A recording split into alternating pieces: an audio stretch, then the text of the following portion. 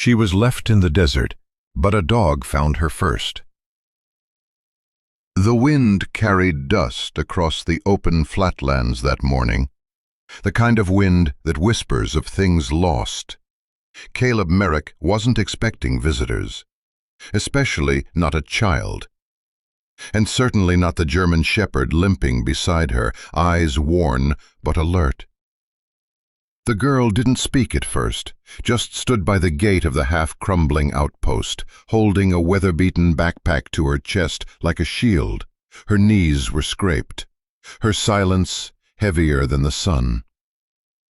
The dog stayed between them, protective, watchful, as if he'd chosen her, or maybe she'd chosen him.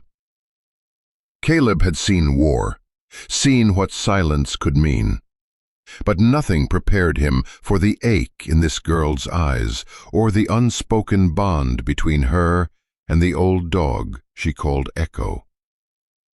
He didn't know it yet, but this meeting in the middle of nowhere would unravel secrets, revive memories, and give all three of them a second chance they didn't know they needed. The desert had no clock. It measured time not in minutes, but in wind and stillness. At midnight, the old outpost stood like a forgotten rib cage against the dunes, a hollow thing bleached by years of sun and silence. The roof slouched, the porch groaned, paint peeled like tired bark. The building wasn't home so much as it was a last refuge for the kind of man who had no use for the world anymore.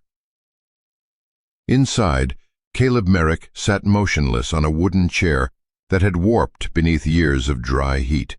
One arm rested across his thigh, the other hung limp, fingertips tapping against a chipped mug that hadn't held coffee in hours. He wasn't waiting for anything. Waiting implied the possibility of change. Caleb had long since stopped expecting the world to knock. He was 39, though the years behind his eyes added a decade. Muscles lean from habit more than effort. Hair grown out past regulation since the last time he gave a damn. A long scar ran from the bridge of his nose down to the left side of his neck, a faint, puckered line from shrapnel he never saw coming. He didn't talk about it. Not the scar, not the country it came from, not the bodies it marked. Behind him, an old stove ticked in protest against the cooling air. In the far corner, next to a battered radio no longer in service, lay a dog, Echo. The German shepherd had once been a force, sleek, fast, unshakable. Now at nearly 11, he moved like a soldier carrying ghosts in his joints. His muzzle was dappled with silver, one ear folded at the tip from a blast that should have taken them both. Echo's body showed wear, but his eyes hadn't dimmed. They still scanned like he expected orders, like he was waiting. It had been forged in fire, silence, and things too heavy for words. They had saved each other more than once, though neither would claim credit. Some debts are paid in breath, not acknowledgement. The wind moaned against the walls, dragging sand across the floorboards like a whisper with no tongue. Caleb's eyes flicked toward the window. Nothing out there but desert, endless, open, and empty. But something in the way the wind moved tonight felt uneven. He stood slowly, joints cracking, walked to the edge of the porch. The stars above stretched so wide, it made the world feel like it might tip over. El Paso shimmered in the distance, a faint scatter of light, like fireflies trapped on the edge of memory. But here, there was only the wind and the whisper of things unsaid. He took a breath, long, slow, deliberate. And then the outpost groaned behind him. Not wood, movement. He turned. Echo was up, not stretching, not waking lazily. The old shepherd had risen in one fluid motion, head lifted, body rigid, eyes locked to the door like they could see through it. His hackles weren't raised. Not yet. But his ears pricked, and his nose tested the air. Caleb frowned. "What is it, boy?" No answer. Just a step forward. Then another. Echo moved to the door and sat, waiting. The last time he'd done that, Caleb remembered, was 5 years ago, the day before a sandstorm hit and wiped out every road east for 72 hours. Echo always knew before the radios did, before logic caught up with instinct. And something about the way he waited now. It wasn't weather, it was purpose. Caleb hesitated, then opened the door. The desert slapped him in the face. Wind tore sideways across the porch, stinging his eyes and lifting sand into the air like a veil of fire. He squinted through it, but the visibility barely reached the yard's edge. And yet, Echo didn't pause. He stepped forward, deliberate, determined, and vanished into the dark. "Echo, wait!" But the dog didn't. He never ran without reason, and that's what pulled Caleb's boots on. He grabbed the field jacket hanging by the door, a faded thing, lined with desert camo fleece, and slung it over his shoulders. The zipper stuck halfway. He didn't care. He shoved his feet into the worn combat boots by the wall, cursing as the left lace snapped. By the time he hit the sand, Echo was already a silhouette, far ahead, moving like memory, not muscle. The wind clawed at Caleb's breath. He coughed into his elbow and started after him, boots sinking into the shifting ground. The cold wasn't sharp, but the kind that bit deep, not skin. The first 20 feet were manageable. Caleb moved with purpose, boot heels digging deep as he followed Echo's tracks through the sand. But the wind, the damned wind, wasn't letting up. It came in waves now, gusts that didn't just push against his chest, but clawed at his thoughts, unearthing fragments of noise he thought he'd buried for good. A radio scream, a chopper blade, the crack of something too close. He clenched his jaw, forced it all back behind the wall he'd trained himself to keep. Not tonight. The desert ahead stretched in a broken pattern of shallow ravines and scattered scrub brush. Echo had already disappeared beyond the first rise, his body swallowed whole by night and dust. "Echo!" Caleb shouted, his voice ragged. The wind caught it and threw it sideways. No reply. No sound but the whip of air through dry branches and the low moan of distant metal. Maybe an old sign, maybe something older. He jogged forward. The incline stole his breath, but he didn't slow. Not because he believed he could catch Echo. He knew better. But there was something in the way the dog had moved. Fast, sure-footed, like a missile locked on target. This wasn't confusion. This was intent. Caleb crested the ridge and froze. Below, the desert dropped into a shallow wash, dry and wide, flanked by brittle bushes and crumbling rock.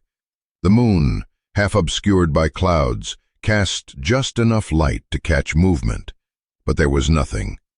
No dog, no silhouette, no rustle, just a void. He swore under his breath and scanned the brush line again. Echo had been in worse places. Hell, they both had. But the thought of the old dog lost or hurt twisted something tight in his chest. Then came the memory. Fallujah, the night the alley collapsed. The blood. Echo dragging him by his vest, paws slick, both of them crawling through rubble and smoke. Caleb shook his head hard, forcing the vision back into its cage. "Come on, boy," he muttered. "Where the hell did you go?" The wind shifted, and with it came a sound. It didn't belong to the desert. It didn't belong to any night creature or wind trick. It was raw, thin, barely audible, but it was human. A sound pulled from the edge of breath. A rasp. Caleb's spine snapped straight. He turned toward it, instinct overtaking logic. Down the slope, past the wash, toward a stretch of rust-colored scrub and the vague outline of something low to the ground. A shape, boxy, metallic. His boots slipped in the sand, and he half fell the last 10 feet, catching himself against a brittle branch that scraped skin from his knuckles. He didn't notice the blood. His eyes were on the shape now, clearer in the moonlight. A truck, or what used to be one. Caleb approached slowly, lowering himself to a crouch. The wind died in that moment, as if holding its breath. He saw her then.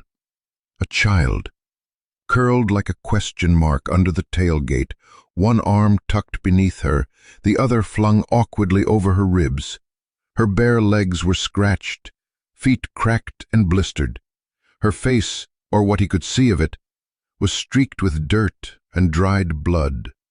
Hair matted to her cheek, lips cracked white. She looked dead, until she whispered, "I'll be good this time." It wasn't meant for him. It wasn't meant for anyone. It was a thought leaking into air. The voice of someone who'd already been forgotten. Caleb's breath caught. He didn't move. Any wrong motion felt like it might shatter her. Then Echo appeared. From the darkness behind the truck, the dog emerged, silent as breath, circling once before easing down beside the girl. He didn't nudge her, didn't bark. He lay still, body curled to hers, nose near her hand, like he'd been born just to be there, in this moment. Caleb felt it in his throat then, something old and rusted breaking loose. Not grief, not yet. Just the sound of purpose coming back. He slid to his knees beside them, one hand reaching forward to gently brush a clump of hair from the girl's brow. Her skin was fever-hot, pulse barely fluttering beneath the bone. "You found her," he said softly. Echo blinked once, slow. Caleb looked down at the girl. Her lips were moving again, silently this time. No sound, just the muscle memory of apology. Like she'd said it so many times, her mouth didn't need breath to shape the words. He swallowed hard, throat dry as the desert wind. "It's all right," he whispered. "You're not alone anymore." Then, carefully, he slid his arms beneath her, one under her knees, the other cradling her back. She weighed next to nothing, just heat and hurt and hollow places where someone should have stayed. Her head lolled against his chest. She didn't stir. Echo rose with them, brushing against Caleb's legs as they turned back toward the outpost. His gait was slower now, but steady. They didn't speak. They didn't need to. The desert behind them roared and howled, but ahead, just beyond the next ridge, was shelter, not just from the cold, not just from the wind, but from the kind of silence that forgets a child ever cried at all. There were no good reasons for a child to be out here, not barefoot, not alone, not broken in ways you could see, and worse, in the ones you couldn't. Caleb stood motionless beneath the stilled wind, holding her like something holy and already slipping. Her head pressed lightly against his chest, skin too hot. David carefully began the process, aligning the device with the vial. He placed the black liquid inside the device, feeling the heat rise from it as if it had a life of its own. But then something strange happened. As soon as the liquid made contact with the device, the room around them shifted. A rush of air swept through the bunker, and for a brief moment the shadows recoiled. David's breath hitched, his pulse quickening. The device, this conduit, was reacting to the liquid. It was absorbing it, transforming it, amplifying it. David's mind raced. This wasn't just an illusion. This was something else, something deeper. The relic was no longer just a tool to control. It had become a gate again, pulling power from the very essence of the entity to reinforce the false containment. The entity's shrieks, once distant and faint, grew louder. It was fighting back, resisting the force David was creating. The shadows in the room thickened, their tendrils whipping at them like dark claws. The voices returned, louder now, howling in pain and fury. But then, there was a twist. The light from the device flared again, but this time it wasn't just light. It was energy. The ground shook violently, and the entity's form, which had been so solid just moments ago, began to fracture. The darkness splintered, like cracks in a mirror. The false containment wasn't just an illusion anymore. It was tearing the entity apart, pulling at its very essence. David's eyes widened as the realization hit him. No, it's not just trapping it, it's splitting it. The entity howled, a guttural, primal sound that echoed through the very fabric of their reality.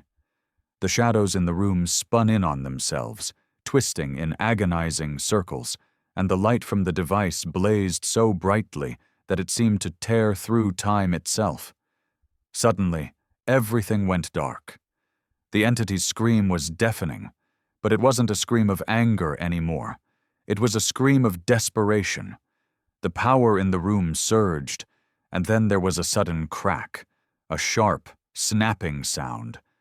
A blinding flash of white light exploded from the device, enveloping everything in its path. David felt his body convulse as the energy from the device surged through him. For a moment, he was everywhere, his mind torn apart by the force of it all. He couldn't see, he couldn't think. The world seemed to spin and twist around him, and then, as quickly as it had started, it was over. The light dimmed. The hum from the device faded away. And when David opened his eyes, he was lying on the cold floor of the bunker, gasping for breath. For a long moment there was silence, no shadows, no voices. The room was still. But David knew. He knew something had changed. The entity was gone, at least for now. The false containment had worked. The light from the device had fractured the entity's form, pulling it back into the spaces between worlds. The show hinge squeaked and startled her. She didn't cry, didn't even flinch, but her lips moved again, barely audible. "I'll be good this time," she whispered. The words landed like a gut punch. Caleb froze, the roll of gauze slipping from his hand. He'd heard variations of that sentence before, from war orphans in burned-out buildings, from refugee children pulled from convoys that never made it, from victims who believed love had conditions. "I'll be good this time," as if being unwanted was somehow their fault. He closed the cabinet quietly and walked back to her side, crouching again. "Hey," he said softly, voice low, steady. "You don't have to be anything right now. Just be here." She didn't respond, but her body shifted ever so slightly, a subtle lean toward the warm weight of Echo's flank. The old dog adjusted just enough to support her head, his breathing a steady rhythm beneath hers. Caleb wrapped her feet in a damp cloth first, letting the grit loosen. The blisters were deep, some torn, others already infected. She must have walked miles. Days, maybe. He dabbed each wound with antiseptic, slow and careful. When he wrapped her feet, she made a soft sound. Not pain exactly, more like relief. The kind that surprised even her. He poured water into a dented tin cup and held it to her lips. She drank with her eyes closed, fast at first, then slower, as if instinct told her this time she didn't have to rush. When she drifted again, eyes shut, fingers still tangled in Echo's coat, Caleb stepped back. He didn't lie down on the cot, that wasn't his space anymore. Instead, he pulled a folded tarp from the shelf, laid it on the floor beside the bed, and stretched out with his hands under his head. He faced the ceiling, eyes tracking the beams overhead, splintered and uneven, the same ones he stared at on nights when the past wouldn't let him sleep. Tonight, the past was different. Tonight it had a name he didn't know. Somewhere between midnight and the wind's soft retreat, the girl's face had relaxed slightly, less armor, more breath. One hand now rested flat on the dog's rib cage. Her thumb moved slowly. Fur. She hadn't let go since the night before. Caleb sat up slowly from the floor, his spine stiff from the tarp and knots that never quite unraveled. He didn't stretch, didn't groan. Pain had long become just another thing to live with, like wind or regret. The light filtering in through the slatted window was soft but honest. It made everything look more real. The cracked skin on her cheeks, the deep blisters on her heels, the heat rash blooming across her collarbone. Up close, her exhaustion was no longer just visible. It was a presence, clinging to her like a second skin. He approached with quiet hands. "All right," he murmured, crouching beside the cot. "Let's start with the easy part." The medkit sat open beside him, already splayed out from the night before. He'd kept it stocked out of habit, not optimism. Most of it was expired, but still good enough for desert wounds and stubborn cuts. The gauze smelled faintly of iodine and dust. He dipped a clean cloth into a bowl of water and wrung it out. The cloth was warm. He'd left it by the stove hours ago, and as he pressed it gently against the raw soles of her feet, the girl stirred. Her eyes fluttered open, brown, wide, and unsure.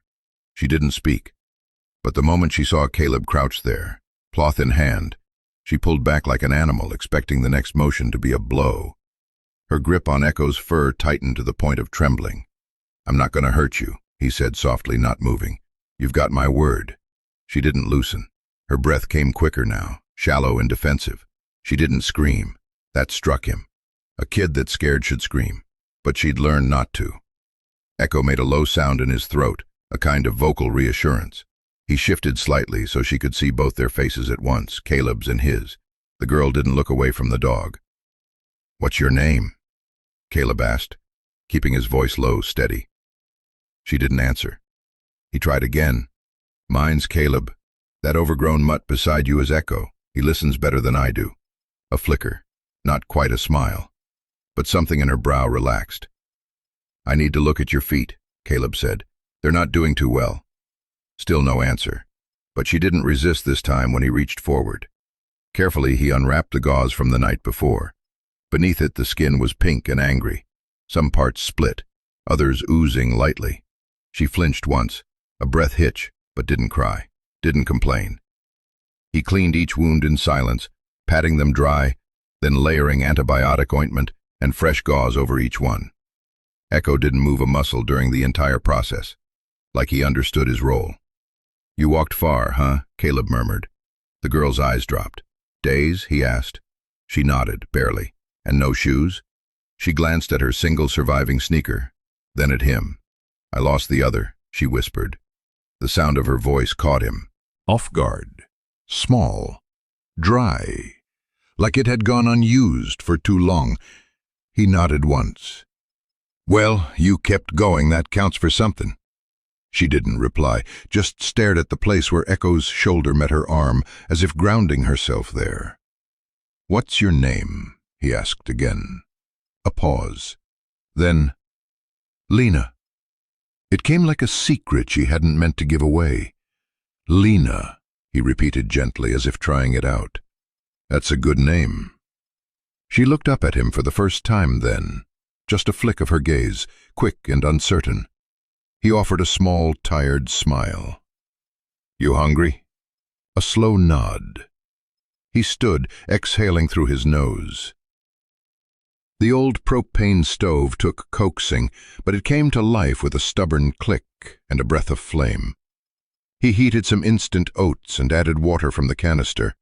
There was no sugar, no fruit, just heat, and something vaguely like comfort. He brought the bowl over and handed it to her. She sat up slowly, the blanket falling from her shoulders. Echo shifted so she could lean against him. She took the bowl with 2 hands, arms trembling slightly, and began to eat, with small, precise motions. Every few bites, her eyes darted toward Caleb, cautious, measuring. He didn't push. He sat down across from her, watching the steam rise from his own untouched mug. After a while, she asked, "Is this your house?" "Something like that," he said. "It used to be an army outpost. I stuck around after everything ended." "Why?" He hesitated, then shrugged. "Some places make more sense when they're empty." She went quiet again. Outside, the wind had died down. Only the soft whine of the screen door echoed now and then. Caleb looked at the girl, at Lena, and saw something he hadn't let himself feel in a long time, the ache of recognition, wounds that didn't bleed, memories that lived in skin. The last time he'd seen Echo react like this had been in Ramadi, the blast that nearly took both their lives. Caleb still had the scar running from hip to shoulder. Echo had the fold in his ear and a limp that never quite healed. But it wasn't the pain that bound them. It was the survival. And now, here was Lena, a child with no home, no shoes, and eyes that knew too much. Caleb looked away. There was no plan, no next step, no authority to call, just an old dog, an abandoned building, and a little girl who clung to Echo like the world might disappear again if she let go. He didn't know what came next, but for tonight she was safe, and sometimes that was all you could promise. Lena didn't sleep like a child. She slept like someone expecting to be woken by something worse. Her breaths came in uneven patches, shoulders twitching every time the wind scraped the tin roof.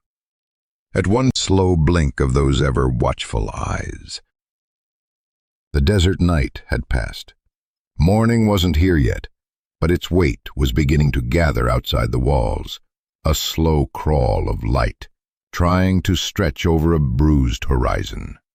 The outpost sat in a hush deeper than sleep, a kind of stillness that came after something was broken, but before it could heal.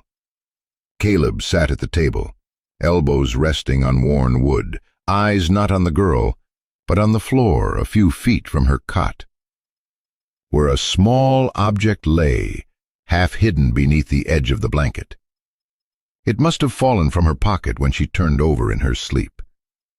A notebook. Caleb hesitated, then stood.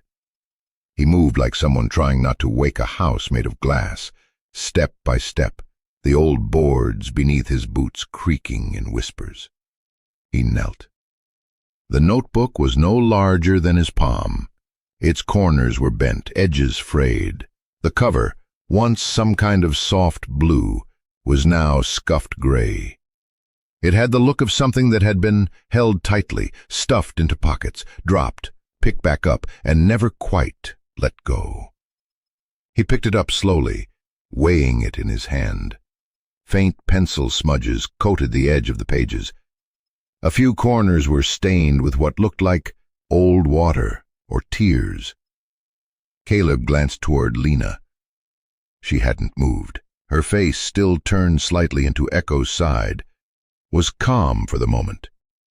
Her brow had stopped pinching. Her lips, cracked and pale, lay parted as she breathed against the dog's ribs. Caleb opened the notebook and froze. They weren't doodles. They weren't the loose, wandering drawings of a bored child. They were precise, dark, intentional. The first page showed a small house, tilted and uneven, its windows shuttered, and its front door drawn as if it had no knob, only locks. In the front yard, a swing hung from a single rope. A figure stood behind the curtain of one of the windows. The face was only a line, a slash of mouth, but Caleb could feel the weight in it. A watcher, not a protector. He turned the page. A laundry room, stark, closed off, no windows, a washer and dryer. A child, smaller than Lena maybe, curled up against the machine, knees hugged to chest.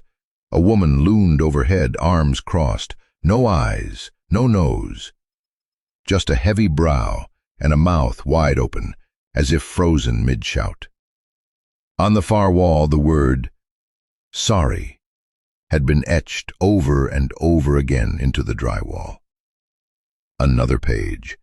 A bedroom with no bed, just a mattress on the floor and a pile of clothes in the corner. A single ceiling bulb hung, half-shaded, shadows stretched from it like arms. He turned another page he'd just seen settling like stone in his chest. There were things you couldn't unsee, things that stayed with you even when you didn't want them, things that when drawn by a child weren't art, they were testimony. He stood up and placed the notebook on the table beside the old radio. His hands lingered on it for a moment longer than necessary, not to possess it, not to analyze it, just to acknowledge it. Then he turned. Lena was awake.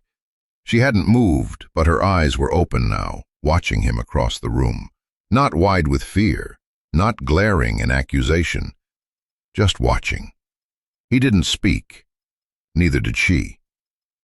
Echo shifted beneath her, letting out a soft sigh through his nose. The sound broke the tension in the room just enough to make the silence bearable. Caleb took one step forward, then paused. "You drew those?" She nodded once, slow. "Been drawing long?" Another nod. "You're good," he said. A pause. "They're not made up," she said. Voice so soft it barely made it across the room. "They're just what I remember." Caleb swallowed. "Yeah, I figured." She blinked. "I didn't think you'd look at it." "I didn't mean to. It fell." "I know." A beat. "It's okay." He sat down slowly in the chair opposite the cot. The wood groaned beneath his weight. "No one ever asked before," she added after a moment. "About the pictures." Caleb looked at her. Her eyes weren't hard, but they weren't soft either. They were the kind of eyes that had learned not to hope too fast, or too much. "I didn't have to ask," he said. "You told me plenty." She looked down at Echo, who nudged her wrist with his nose. "Do you believe me?" she asked, quieter than ever. He didn't answer right away. Then, yes, not because he'd seen the drawings, but because he'd seen her. Not just now, but in every twitch, every wince, every silent flinch when he reached too quickly. The way her body curled toward the dog and away from him, the way she slept like someone who expected to be punished for dreaming. And because he knew what it meant to carry memories like that, not loud, not visible, but sharp, heavy, like old bones you couldn't leave behind. The sun had fallen low behind the ridge by the time Caleb stepped out onto the porch to make the call. The heat hadn't left. It just shifted, from blistering skin to sinking into the bones, the kind of warmth that didn't comfort. It clung to his shirt, settled into the creases of his neck, and made the air taste like metal and dust. Inside the outpost, Lena was finally asleep again, this time deeper. Her arm curled beneath her head, Echo nestled at her back like a wall no one would cross. The only sound was her breathing, shallow but steady, and the occasional thump casing a cracked screen and held together at one corner with black tape. But it still worked. Most days, enough to reach the few people who hadn't fallen off the edge of his life. He scrolled until he found the name. Torres, N. He hit call. It rang twice before a voice cut through, low, alert, the kind of voice that never really stopped scanning for danger. "Caleb." "Nina." He hadn't said her name aloud in over a year, but it landed in his throat like it belonged there. "You're calling. That alone makes me nervous," he exhaled through his nose. "Yeah, it's one of those." She didn't fill the silence with fluff. Nina never did. "Where are you?" she asked. Outpost 12. Still running on ghost power and bad coffee. You never were good at upgrades. A beat. What's going on? I found a girl. Silence. He could hear her breathing, the soft scrape of her boot over gravel. Maybe the creak of a truck door. Nina never stopped moving. She's maybe 7, 8 if she's lucky. Looks like she walked halfway across the desert. Blistered, dehydrated, sunburnt. She was sleeping under the bed of a rusted-out pickup near the dry wash. Echo found her. Alive? Barely. Parents? He hesitated. She hasn't said much, but the drawings, her feet, her silence, his voice caught just for a moment. It's not neglect, it's worse. I'm coming, Nina said. You don't even know. I don't have to. You wouldn't have called if it wasn't real. I'll be there by morning. Nina, you called me, Merrick. That's the green light. Her voice softened just enough to carry something under it. I'll bring what I can. Bandages, antibiotics, oatmeal packets, maybe a plan. You smiled faintly. You always did like coming in with the fix. Someone had to balance out all your brooding. Then her voice leveled again. Keep her alive until I get there. And Caleb? Yeah. Tell her she's not crazy. Not even a little. The line went dead. Caleb sat for a while with the phone in his palm, watching the last bit of sun sink into the earth like something too tired to fight anymore. When he stepped back inside, the air was still, warm. The scent of old wood, iron, and the faint traces of antiseptic clung like memories to the walls.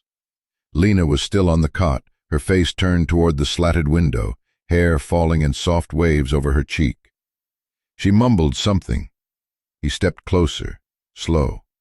Her brows were pinched in sleep again, mouth twitching with words her waking self wouldn't speak. Then she whispered it.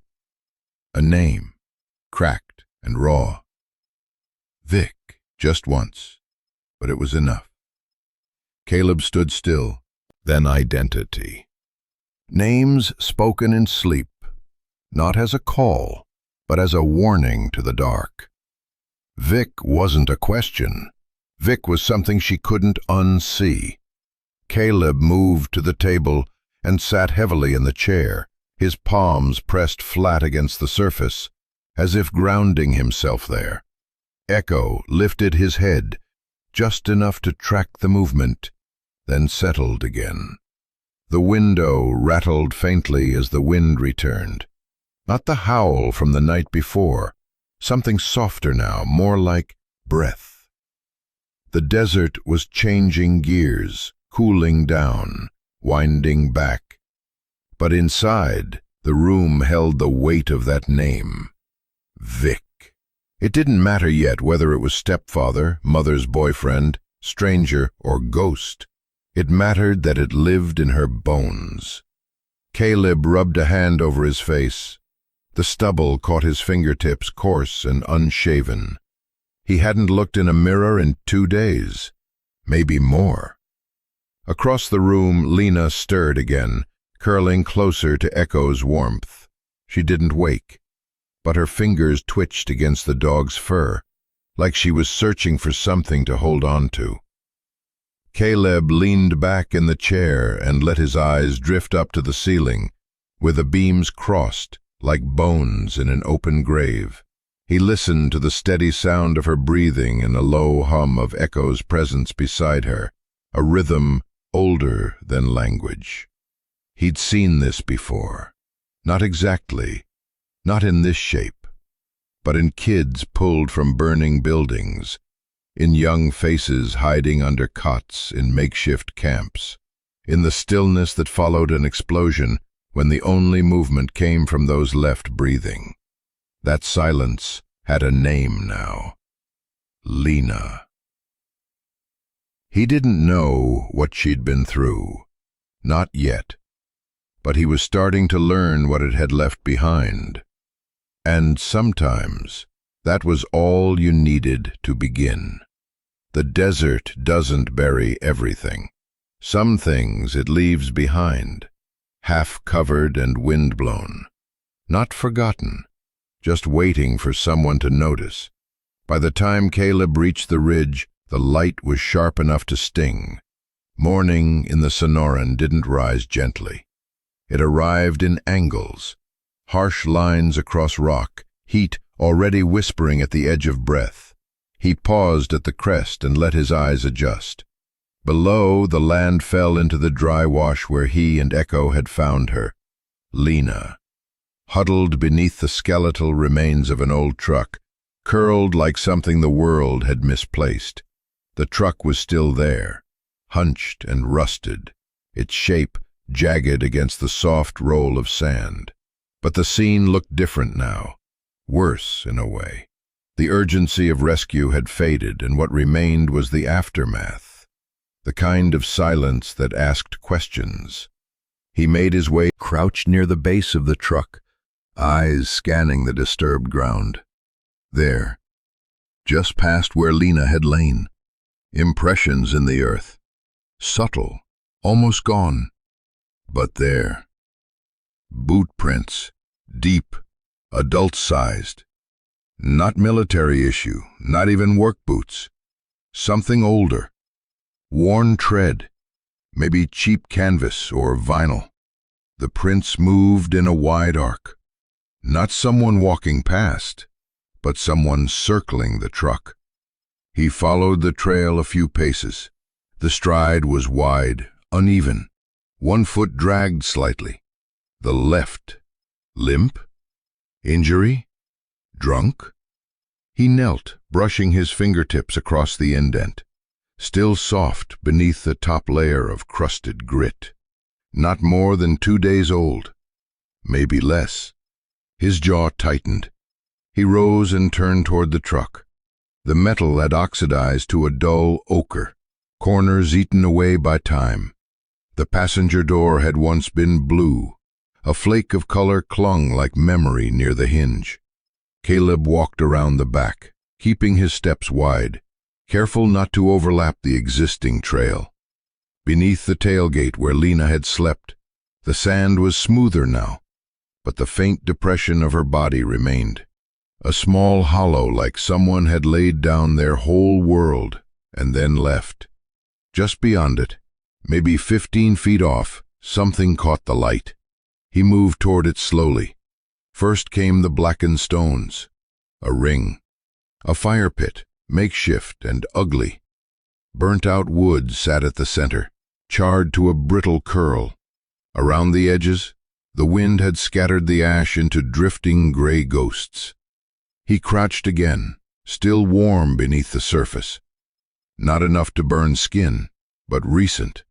Whoever had built it hadn't stayed long. The fire was shallow, no structure, no effort to maintain it. Just heat, temporary. Caleb's gaze shifted. A heel of a beer bottle lay half buried in the sand nearby, the brown glass jagged and smeared with soot.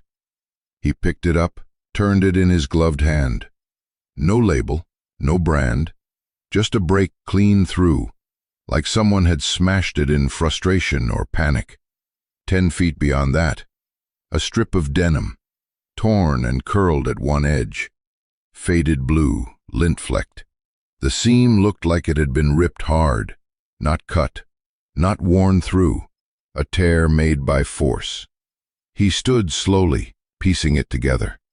Fire, glass, torn fabric, a man with a dragging foot, a child under a truck. This wasn't coincidence. Whoever had camped here, they hadn't just passed through. They'd stayed long enough to drink, to burn, to break something, or someone. Caleb looked back at the truck.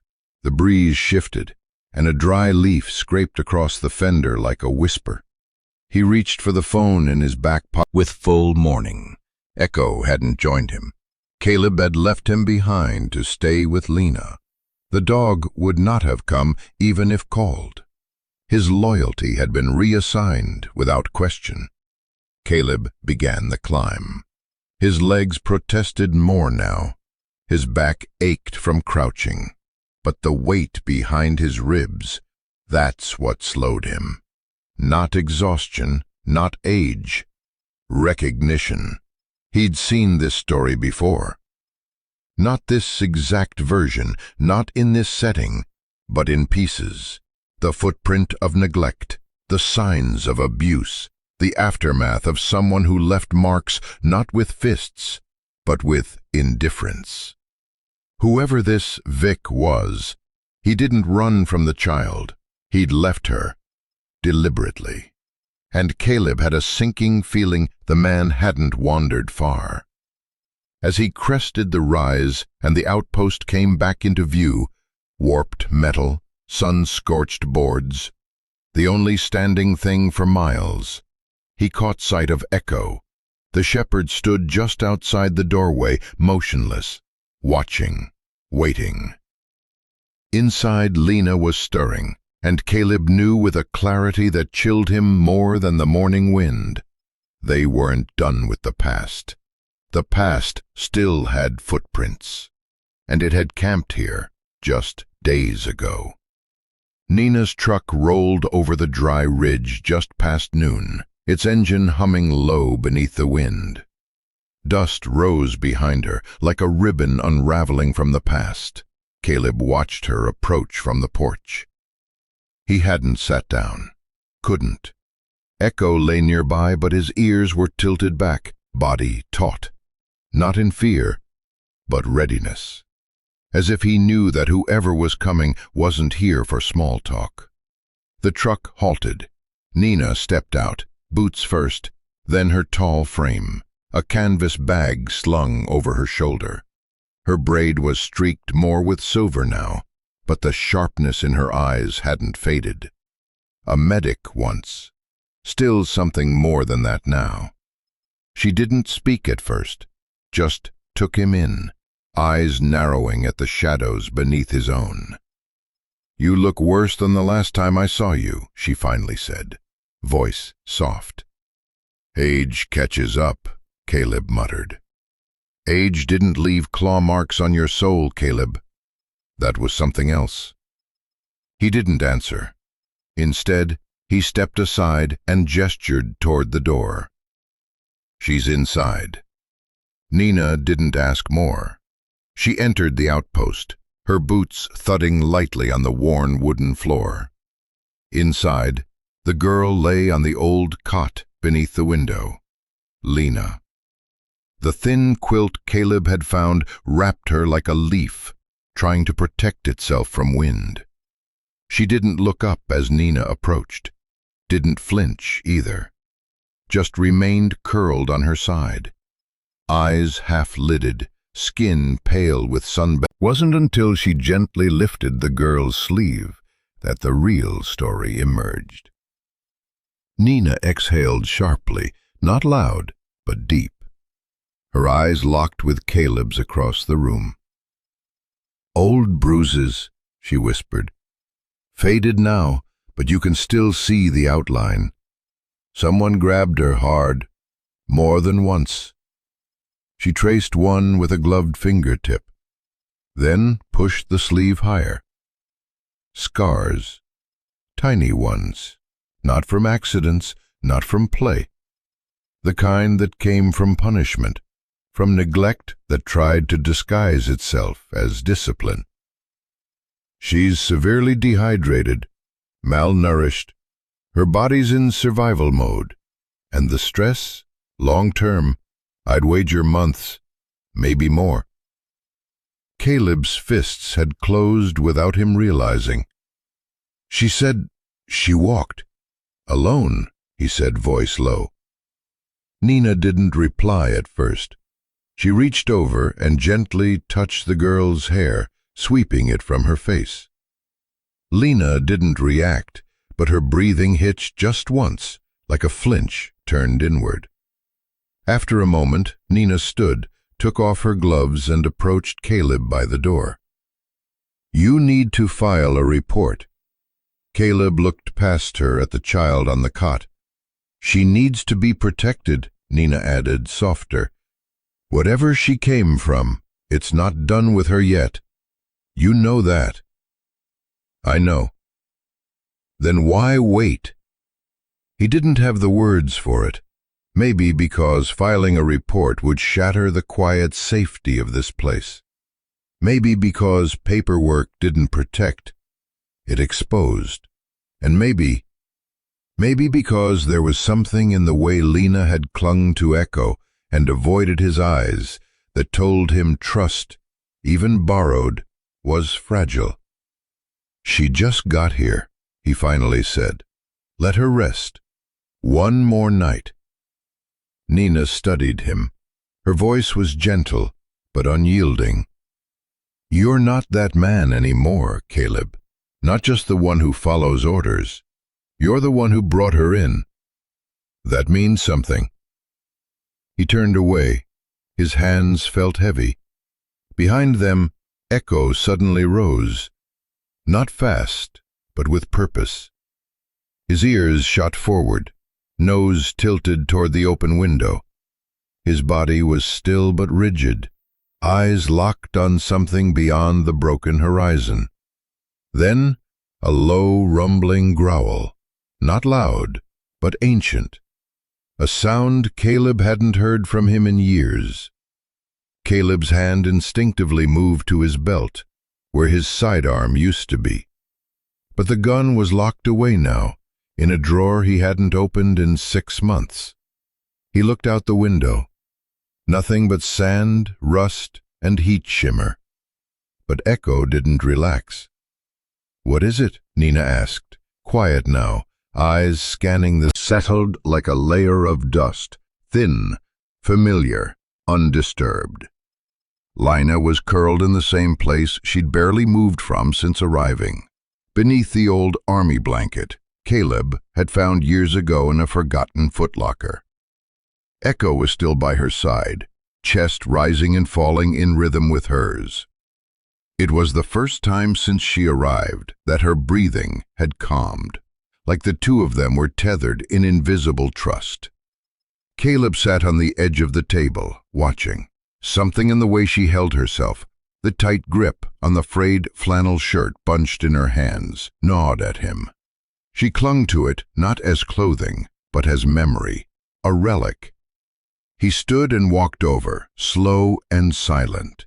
He knelt beside her, careful not to wake her. Gently, he lifted the edge of the flannel, not to take it, just to check if it needed washing. But as he did, something fell from the inside seam. A folded scrap of paper, yellowed, soft at the corners like it had been held too long. It fluttered to the floor between them. Caleb froze, then picked it up. It was torn at the top. The fold creased unevenly, as if it had been stuffed in a pocket or clutched in a shaking hand.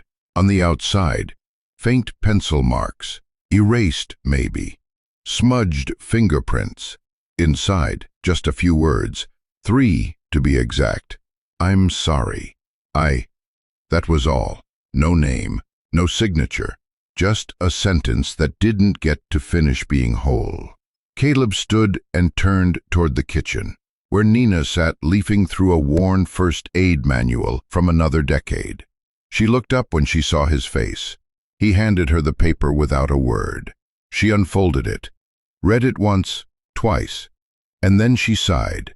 Not a tired sigh, but the kind you let out when your chest has held something too tightly. This was written by a mother, she said softly, trying to hold herself together. Caleb leaned against the doorframe, arms crossed. You're sure? I don't need to be. You can feel it. She glanced back toward the room. It's not just guilt. It's grief, trying to love through goodbye. Caleb said nothing.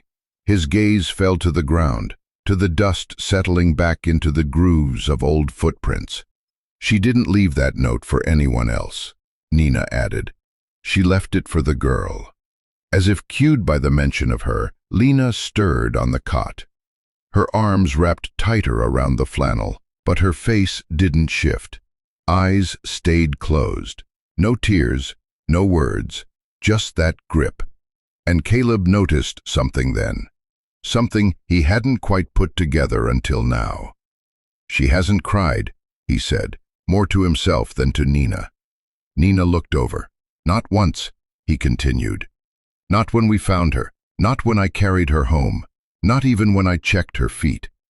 She didn't." Walked back into the room, crouched beside the girl, and sat still for a while, just watching her fingers twitch slightly against the notebook she still held to her chest.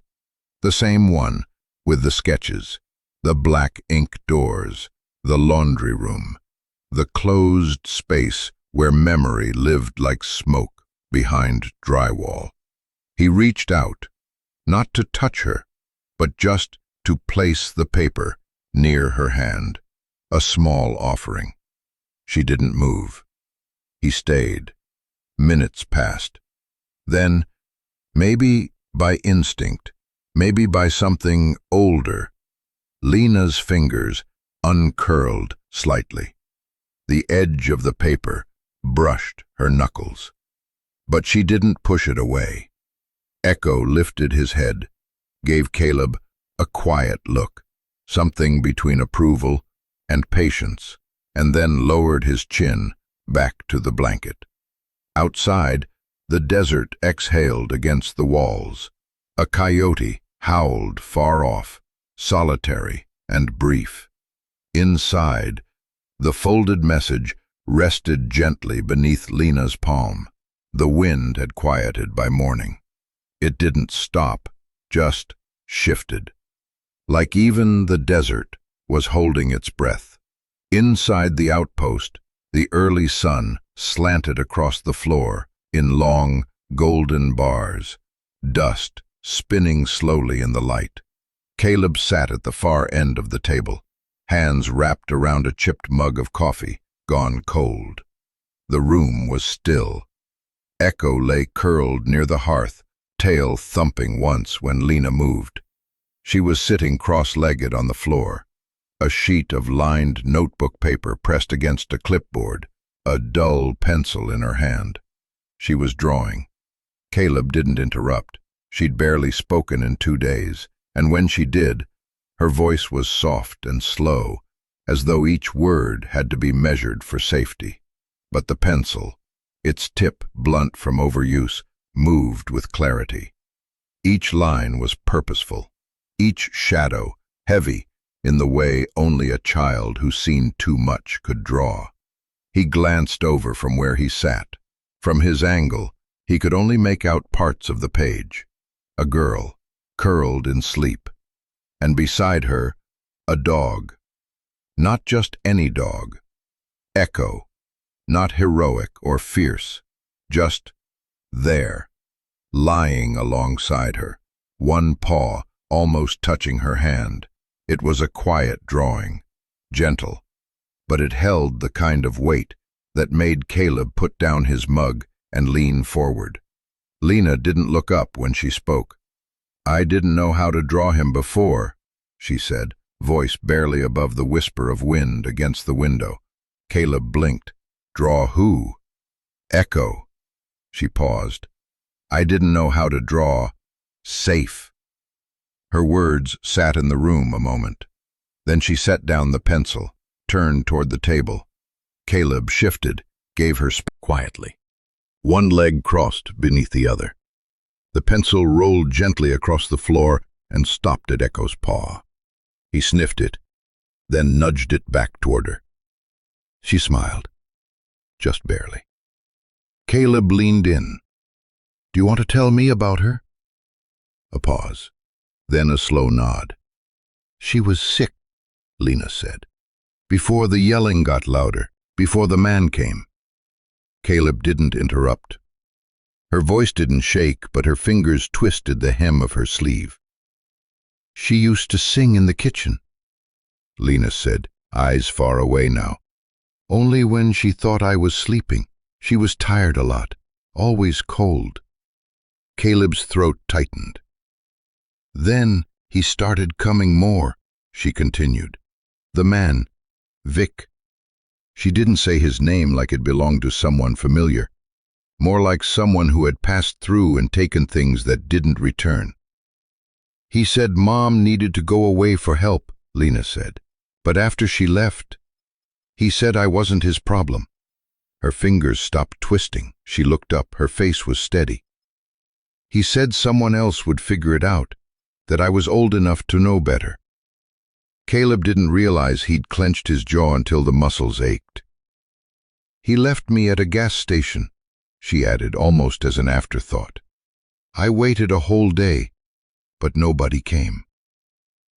She went quiet then. The words had spent themselves. Echo rose, crossed the floor, and nudged his head beneath her arm. Lena didn't resist. She leaned into him, pressing her cheek into the thick fur behind his ear. He found me, she whispered, half into the dog's shoulder. Caleb stood slowly, walked over and crouched nearby. He didn't reach for her, just rested a hand on the worn rug. You're here now, he said, and I'm not going anywhere. Lena didn't answer, but her free hand slid the drawing toward him. Echo beside the sleeping girl. I want to draw a new one next, she said, of the place where safe begins. Caleb didn't ask what it looked like, because he already knew.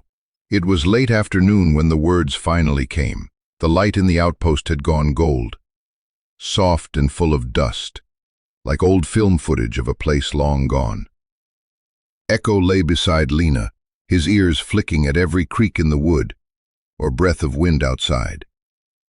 Caleb sat nearby, legs folded beneath him, one hand resting on the worn canvas floor. Lena's voice broke the hush, like a pebble dropped into still water. He told me to wait in the car, she said. No warning, no lead-in. Caleb didn't move. He kept his gaze on the floor. She spoke as if it had just happened. He said he had to run inside and grab something, she continued. And then he didn't come back. Just the sound of the truck driver started walking. I thought maybe if I followed the road. Her words trailed off, but the silence wasn't empty. It was heavy, trembling, full of things too big to name. Caleb swallowed. Do you remember what he said before he left? He asked softly. Lena nodded, barely. He said, don't make a scene, and that I'd figure it out, like I wasn't even there. The air between them shifted, a storm cloud that never made rain. Caleb leaned back, elbows resting on his knees. He looked at Echo, then at Lena. I had a sister once, he said.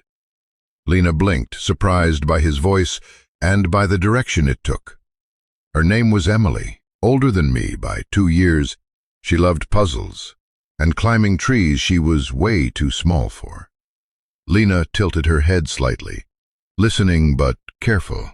She used to braid my hair when we were kids, Caleb said, a quiet smile brushing his lips.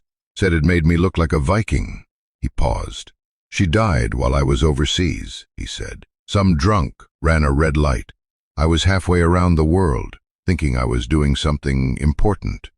There was no bitterness in his voice, just stillness. I didn't even make it home in time for the funeral. Lena looked down. Her fingers curled into Echo's fur.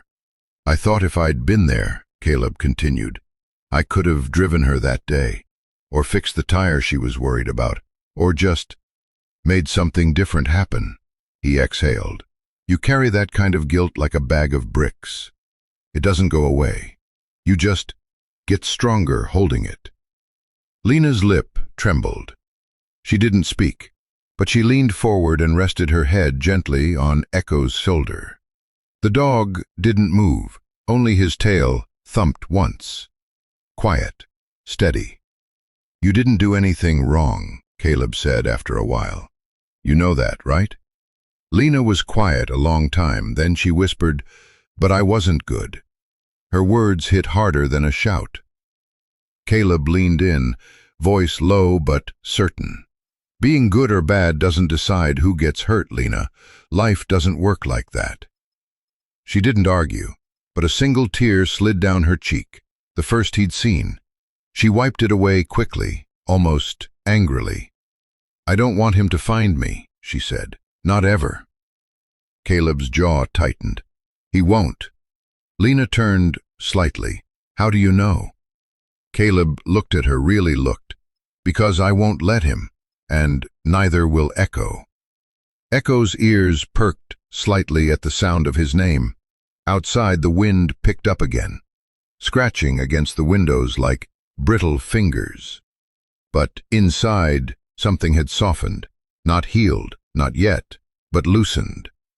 As if the truth, spoken in fragments, had made space for something else to grow. Lena reached out gently. "She's not." The letter sat folded like a breath never exhaled. Caleb found it again in the early evening light, tucked beneath Lena's pillow where she'd hidden it before Nina arrived. The paper had worn soft along the creases, the ink smudged by what might have once been sweat, or tears that had never been admitted aloud. He didn't read it again. He didn't have to. The words were few, unfinished. "I'm sorry, The rest was silence. In the hushed warmth of the outpost, Caleb stood by the windowsill, a narrow wooden ledge just deep enough for a mug or a memory. The desert beyond the pane had begun to blush with sunset, the sky washing everything in a soft orange haze that made even rust look golden. He gently laid the note there, smoothing the corners with a tenderness that felt older than him. From behind, soft footsteps approached, bare, careful. Lena stood in the doorway, her hair still damp from the tin bucket bath. She wore a clean, oversized shirt that belonged to Caleb once, its sleeves rolled up several times to fit her. "I didn't know if I should keep it," she said quietly, watching the paper as if it might move. Caleb looked back at her, then at the window again. "You don't have to throw it away," he said. "Not everything broken needs to be buried." Lena's arms folded lightly, unsure. He continued, voice calm but warm. "Maybe someday we finish it together." She didn't answer, not right away. But her fingers relaxed, and for the first time in days, her shoulders weren't drawn up around her ears. That night after dinner, a simple can of beans and dried toast that Lena had actually helped warm, she lingered by Caleb's cot longer than usual. Echo was already curled at the foot of her sleeping mat, chin resting on his paws, eyes half-lidded, but aware. The dog watched everything, even the things that made no sound. Caleb was brushing dust off his cot, setting his worn-out copy of All Quiet on the Western Front aside.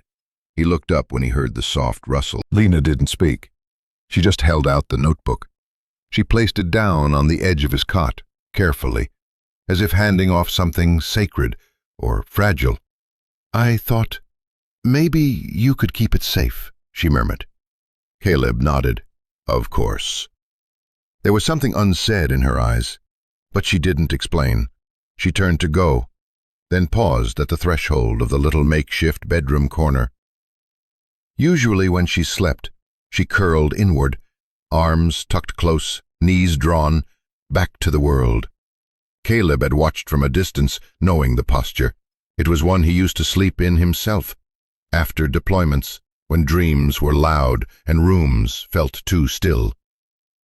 But tonight Lena lay down beside Echo, and for the first time she didn't curl away. She faced the door.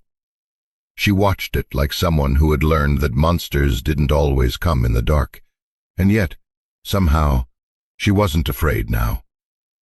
There was no blanket fortress, no hiding under the mat, just her, lying there, open to the world again.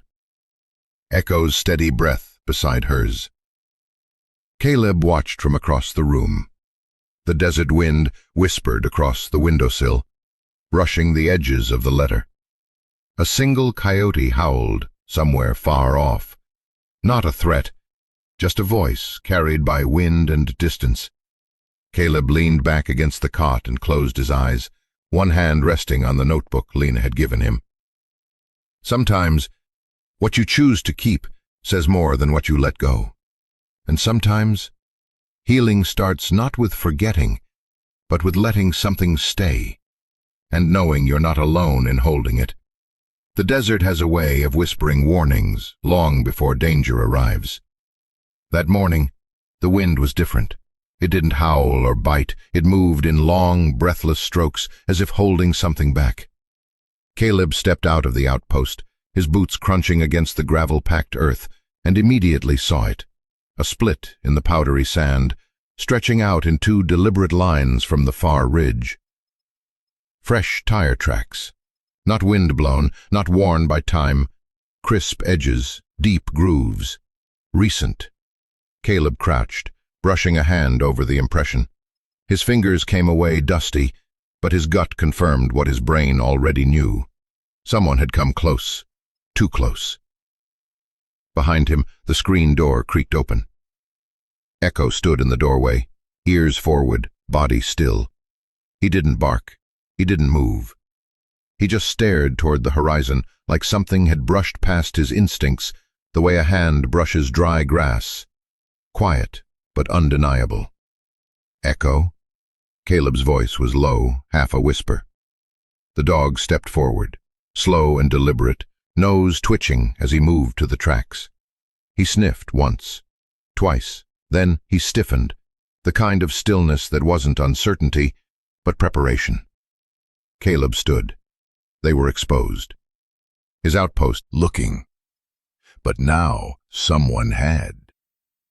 A gust of wind kicked up more dust, drawing his eyes to the road, and that's when he saw it, a shimmer, glass catching light, a vehicle, white, moving slow. Caleb's heart shifted into a tighter rhythm. His hand moved instinctively to the holster on his hip, though the weapon there hadn't seen action in years, not the kind that mattered. Echo let out a single low growl, not hostile, alert. The SUV crept closer, too clean to belong to a rancher, too polished for desert wear. Government issue? Maybe. Or worse, private. Caleb stepped back inside, grabbed the binoculars hanging by the window frame and focused. The glass trembled slightly in his grip, not from fear, but from the cold certainty of recognition. The plates were civilian, but the tinted windows. He lowered the binoculars. Inside, Lena was still asleep, curled on the cot. The first night she hadn't needed a nightlight. Echo had stayed beside her until dawn, then risen when the wind changed. Caleb reached out, grabbed his radio, the old field model still half working thanks to a salvaged antenna. He clicked it on, listened to static, no chatter, no warnings. Whoever was coming wasn't broadcasting. He stood at the door again, watching the vehicle slow, then stop 100 yards out. The engine idled. No doors opened. Echo pressed forward, stopping just before the edge of the porch. Caleb squinted. No insignia, no decals, no reason to be here. His voice was steady when he finally spoke. They found us. Echo didn't react to the words. He didn't need to. His muscles already told the truth. Inside, Lena stirred. Caleb turned, watching as she blinked against the morning light, leaking through the cracks in the wood. She rubbed her eyes, then looked around, the way children do when waking in a place that finally feels safe. Then she saw the look on Caleb's face. She didn't ask. She just pulled the blanket closer. "Stay inside," he told her gently. Lena nodded, silent. Caleb stepped out into the full light, Echo beside him. The two of them, one man, one dog, against whatever was in that white SUV. He didn't know if it was fear that anchored him, or something else, but he didn't move, not yet. The white SUV's engine finally cut out, leaving behind a silence that didn't settle. It hovered, tense and unfinished, like a question hanging in the air. Two doors opened. From the driver's side stepped a man in his early 40s, lean but not athletic, wearing a black polo tucked too neatly into expensive jeans. His boots were polished. Desert dust avoided him somehow. The passenger door opened slower. A woman emerged, tall, elegant in the cold sort of way that made you think of what the first to approach, heels clicking against the cracked earth. The man trailed behind her, scanning everything, but meeting no one's eyes. "Caleb Merrick?" she asked, voice smooth but practiced, like someone who'd learned how to sound kind without ever being so. He nodded once. "Depends who's asking." "I'm Karen Lively," she said, slipping off her sunglasses. Her eyes were sharp, calculating. "This is Victor. We're here for the child." Caleb's stance didn't shift. Echo stepped a half-step closer to his side. Karen held out a leather folder. "We have temporary guardianship signed by a state court in Phoenix. Her name is Lena Myers, and her mother," she paused, just enough to sound sincere, "was a dear friend. Before she passed, she asked us to take care of Lena." Caleb didn't reach for the folder. "And the boyfriend? The one who left her under a truck in the desert?" Karen smiled, thin, plastic. "You've heard a version of the story, not the truth. Her mother was sick, dying. Things got complicated." Vic finally spoke, voice low and dry. "No one meant for her to get lost." Echo's growl was low, not theatrical, real. Karen glanced at the dog, frowning. "Is he trained?" "Better than most people," Caleb answered. Inside the doorway, small feet padded against the floor. Lena stood just behind the screen, her face pale and unreadable. Karen saw her, softened her tone. "Lena, sweetheart?" Lena didn't move. Karen took a step closer. "Your mom wanted you with us. You remember me, don't you?" Caleb turned slightly. "Lena, it's your call. You don't have to say anything. Just do what feels right." Lena's small hands gripped the edge of the screen. Her voice, when it came, was almost too soft to hear. "Please, don't let them take me." Caleb stepped in front of the door fully, shoulders rising like a wall. Vic moved as if to intervene, but Echo surged forward, planting his paws with finality, a low snarl rising in his throat. Vic stopped. Karen adjusted her blazer, smoothing it like the fabric might help her regain control. "Mr. Merrick, I understand your concern, but if you're harboring a minor without legal authority—" "You're not law," Caleb interrupted. "No," she said, "but I am protected by it." He finally reached for the folder, flipped it open, read. The paper was real. The notary stamp looked folder, and holding it like something that might burn through his skin. Behind him, Lena whispered something into Echo's fur. Karen's voice turned cold. "You're interfering with a custody matter. That's a federal offense." Caleb didn't blink. "You left her to die." Vic shifted uncomfortably. "She wasn't supposed to run off. She walked through a desert, barefoot, hid under a truck in 40-degree heat. You think that's something a child makes up?" Karen's mask cracked just a little. "We're not here to argue." Caleb's voice dropped, controlled. "You showed up with forged papers, no law, and a silent SUV. That's not guardianship. That's a retrieval."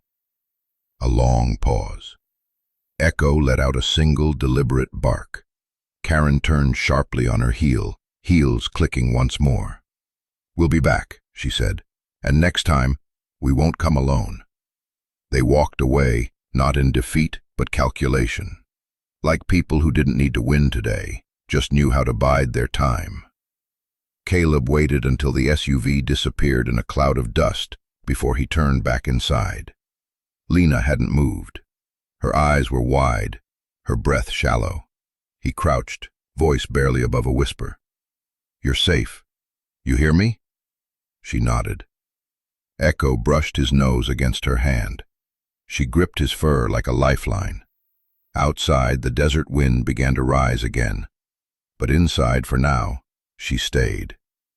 The SUV's swirl of dust had barely settled before the desert fell unnaturally still. No cicada drone, no wind whistle through the mesquite, only the slow clink-clink of the cooling engine down the ridge. Caleb felt the quiet like pressure against his eardrums. Inside the outpost, the air held the raw aftertaste of threat, a copper tang that made old combat instincts flare beneath the skin. Lena hadn't moved from the threshold. She stood behind Echo's broad back, one fist clutching the dog's ruff, the other balled against her chest as though holding her ribs together. Echo remained poised, ears forward, shoulders tight, a growl parked low in his chest, but kept on a leash of discipline. Caleb stepped outside again, boots grinding the top layer of grit. He didn't raise his voice. He didn't need to. "Karen," he called, tone flat as the horizon. "Take your man and drive on." The passenger window lowered an inch. Vic's face appeared, fleshy, florid with anger. "You're harboring a minor," he spat. "Hand her over, or I'll have you in shackles before sundown." Caleb's reply was calm, almost conversational. "Then do it the right way. Bring the county, bring a badge, bring real paperwork. Otherwise, you're trespassing." Karen leaned across the console, voice syrupy sweet but vibrating with steel. "We don't need your permission, Mr. Merrick. We have authority." "You have photocopies." The pages flap in the breeze like a flimsy flag. "Any judge worth half a robe will shred this in 60 seconds. Vic shoved his door open and planted one polished boot on the sand. Echo bristled, hackles lifting in a silent, "Try me." Vic froze, eyeing the dog's bared teeth. "Get that mud under control." Caleb didn't glance at Echo. He's exactly where he needs to be. For a heartbeat, nobody moved. 2 men, a dog, the desert's sun glaring off chrome. A bead of sweat rolled from Vic's temple, carving a bright line through the dust on his skin. Karen broke the stalemate. "We'll involve law enforcement," she snapped, slamming the window back up. The engine revved. Caleb lifted a hand in a mock salute, looking forward to it. The SUV reversed, fishtailing as it churned the loose sand, then sped off, white paint shrinking toward the highway like a vanishing mirage. Only when the sound faded did Echo's stance ease, tail dropping from rigid alert to wary watchfulness. Caleb exhaled, a thin release of tension, and turned to Lena. "You okay?" She nodded, but her throat worked around words that wouldn't come. Echo nudged her hip. She knelt, pressing her face into the dog's neck. Caleb waited, letting the hush settle until her breathing steadied. "Inside," he said gently. "I need to make a call." He found Nina outside, kneeling by her truck's open tailgate, rearranging medical supplies. She looked up, reading his face before he spoke. "Bad?" "Bad enough," he said. "They'll be back, and next time they'll have uniforms." Nina wiped her hands on a shop towel. "You ready to loop in CPS?" "I'm ready to do it on speaker." Caleb raised the sat radio handset, thumb hovering over the transmit button. "You still have the liaison's direct line?" She rattled it off from memory. Caleb punched the digits. Static hissed, then a ring, another. On the third, a brisk female voice answered, "Child Protective Services, El Paso District, Officer Ramos." Caleb hit speaker so Nina could hear. "Ma'am, this is Caleb Merrick, former staff sergeant, residence off County Road 47. I have a minor child, Lena Myers in protective care. Two individuals, Karen Lively and Victor, no surname given, just attempted to remove her with fraudulent paperwork. I'm requesting immediate field verification and emergency protective custody.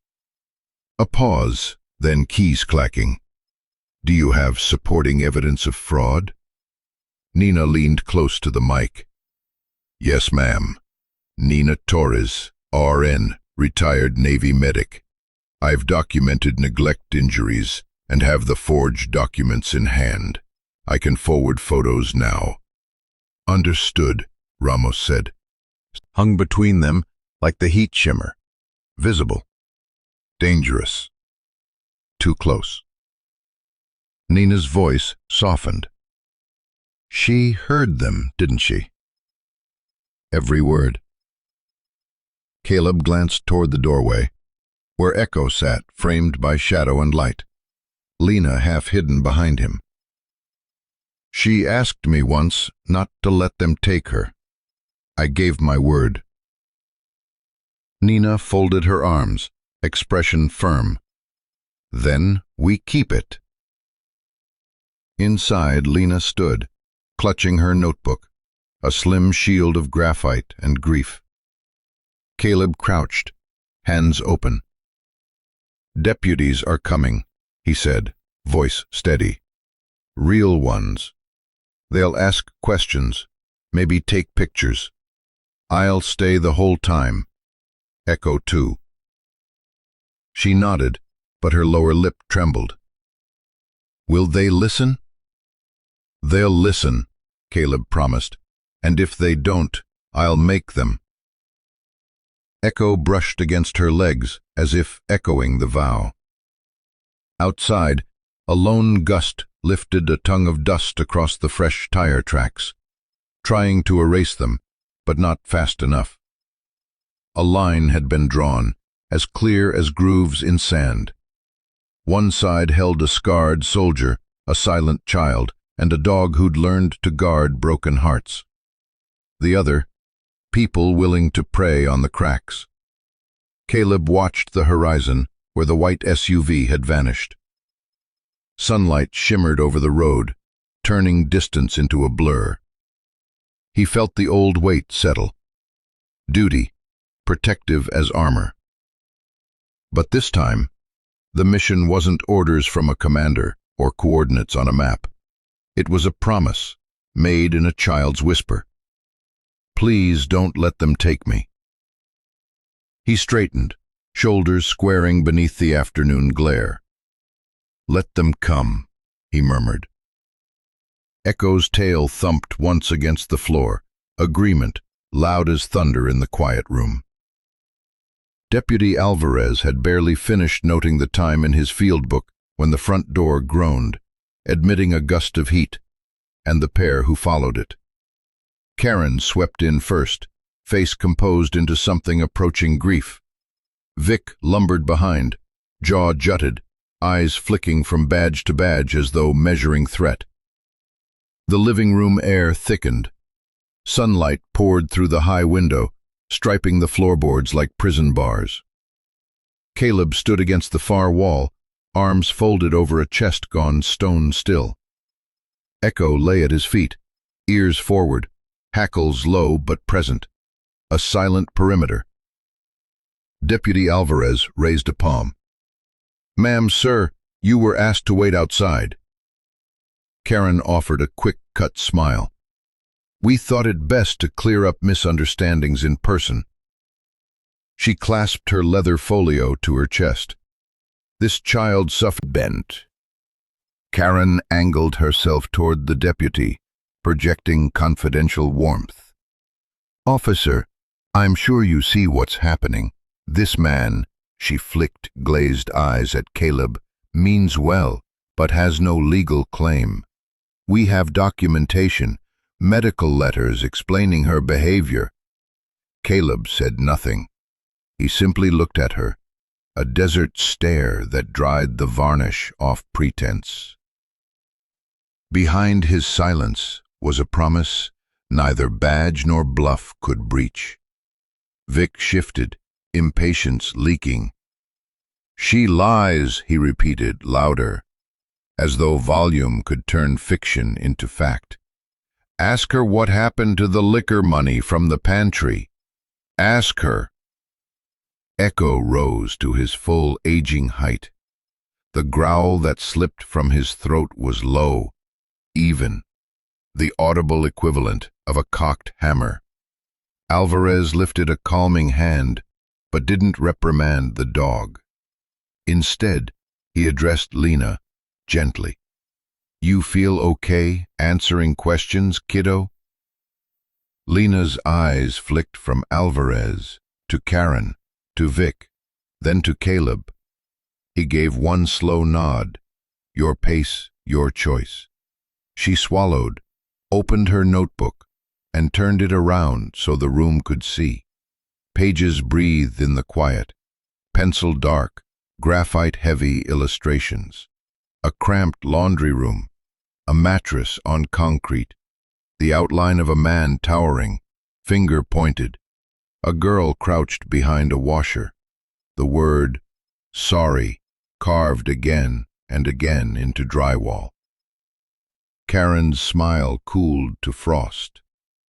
"These are doodles," she said, voice pitching higher. "You can't take crayons as evidence." "They're not crayons," Nina said from the corner, arms folded over her medical bag.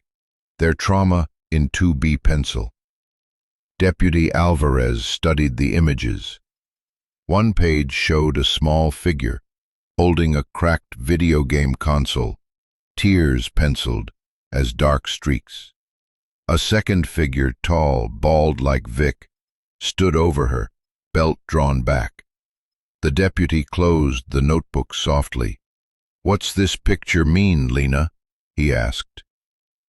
Lena's voice was a moth's wing. "He said I broke it. I didn't touch it." Karen's composure frayed. "Officer, this is manipulation. She's been in therapy for pathological lying." "Where are those records?" Nina cut in. Karen faltered. "They're sealed." Vic's bravado sputtered. "We don't have to show you anything. We'll sue every one of you for kidnapping." Echo barked, once, thunderous. Vic recoiled, colliding with the table. A coffee tin clattered to the floor, spilling grounds like black sand. Deputy Alvarez, "You can't take her word over ours." Alvarez's eyes hardened. "That's exactly what due process means. I weigh all words, drawn or spoken." He pointed to the door. "Outside, now." Karen hesitated, but Vic tugged her sleeve. They retreated, sputtering legal threats swallowed by the desert heat. Silence slid back into the room, broken only by Lena's slow exhale. Caleb knelt, meeting her at eye level. "You did good," he said. She didn't smile, but her shoulders uncurled a fraction. She slipped the notebook into his hands. "Keep it?" He nodded. "Safe and sound." Echo pressed his head into Lena's side. She buried her fingers in his fur. Through the cracked doorway, Caleb watched the deputies confer beside their cruiser, sunlight glinting off badge shields. Beyond them, Karen and Vic paced in the dust like vultures denied a carcass. A line had been drawn here, indelible as boot tracks in fresh sand, and for the first time, Lena stood on the side where voices couldn't drown her truth. Deputy Alvarez set up an impromptu desk on the scarred kitchen table. Clipboard, evidence envelopes, a body-worn camera blinking red. Afternoon sunlight slanted in at his shoulder, illuminating every speck of dust that drifted between words. Lena sat beside him, Echo curled protectively against her shins. Across from them, Caleb stacked proof, one careful layer at a time, while Nina hovered near the sink, arms folded, jaw tight. Karen and Vic had been ushered back inside for the formal statement. They stood near the doorway, Karen ramrod straight, Vic hunched as though the ceiling had lowered just for him. Outside, a second deputy leaned against the cruiser, radio crackling with distant traffic. Alvarez flipped Lena's notebook open again, turning pages slowly so the body cam caught each image. He paused at a drawing rendered darker than the rest, a small figure shivering outside a locked door. Inside, silhouettes gathered around a table with a birthday cake, tall candles, bright frosting, slices missing. A speech bubble floated from one faceless adult. "Stay out till you're sorry." Karen's lips thinned. That's an exaggeration. She was being disciplined for stealing. Lena's fingers twitched on Echo's fur, but she didn't speak. Caleb leaned into the frame, voice measured. Discipline isn't leaving a child outdoors in Texas heat while you eat cake. Alvarez nodded, snapping a photo with his phone for redundancy. "Date on this drawing?" Lena hesitated, then whispered, "My birthday, June 16th. Caleb's jaw tightened. Alvarez turned another page. This one showed the same child kneeling on linoleum, scrubbing with a rag while adults' legs, wine glasses in hand, mingled in the background. A single word floated above her: "Cleaner." Karen's veneer cracked. "Miss Lively, did you start making her clean-up party she didn't attend?" No answer. Vic shifted, gaze pinned to the floorboards like they might swallow him if he stared hard enough. Caleb produced a manila envelope, slid it across. CPS intake notes from Nurse Torres, injury patterns, dehydration markers, statements of abandonment. He added the fragile slip of paper he'd kept on the windowsill, and the last words her mother tried to write. Alvarez unfolded the note with gloved fingers. "I'm sorry, The deputy's brows knit, then he angled it toward Karen. "Recognize the handwriting?"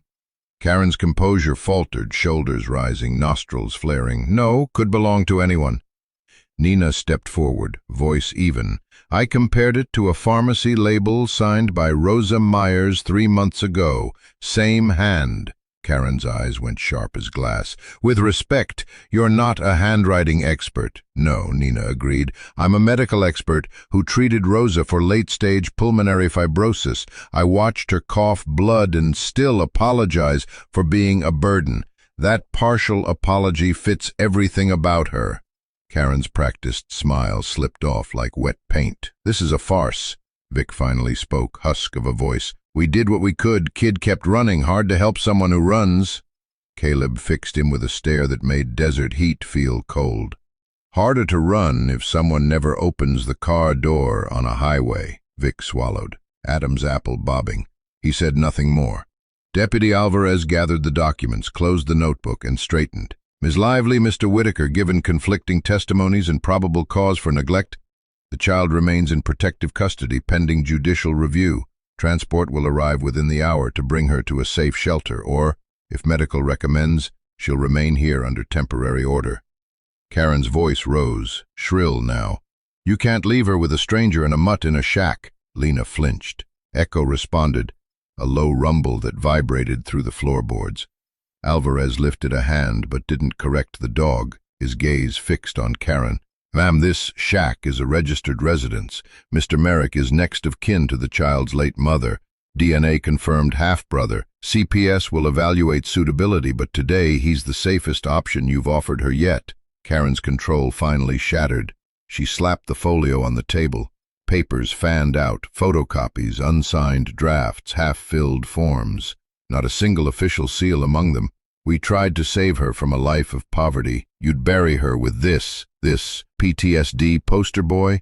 Caleb's reply was quiet thunder. "Better buried in peace than living in fear." Karen opened her mouth again, but Vic caught her elbow, not gently. The gesture said, "Stop." He knew the tilt of the scales. He could see when the ground beneath him was quicksand. Wordless, he guided her toward the door.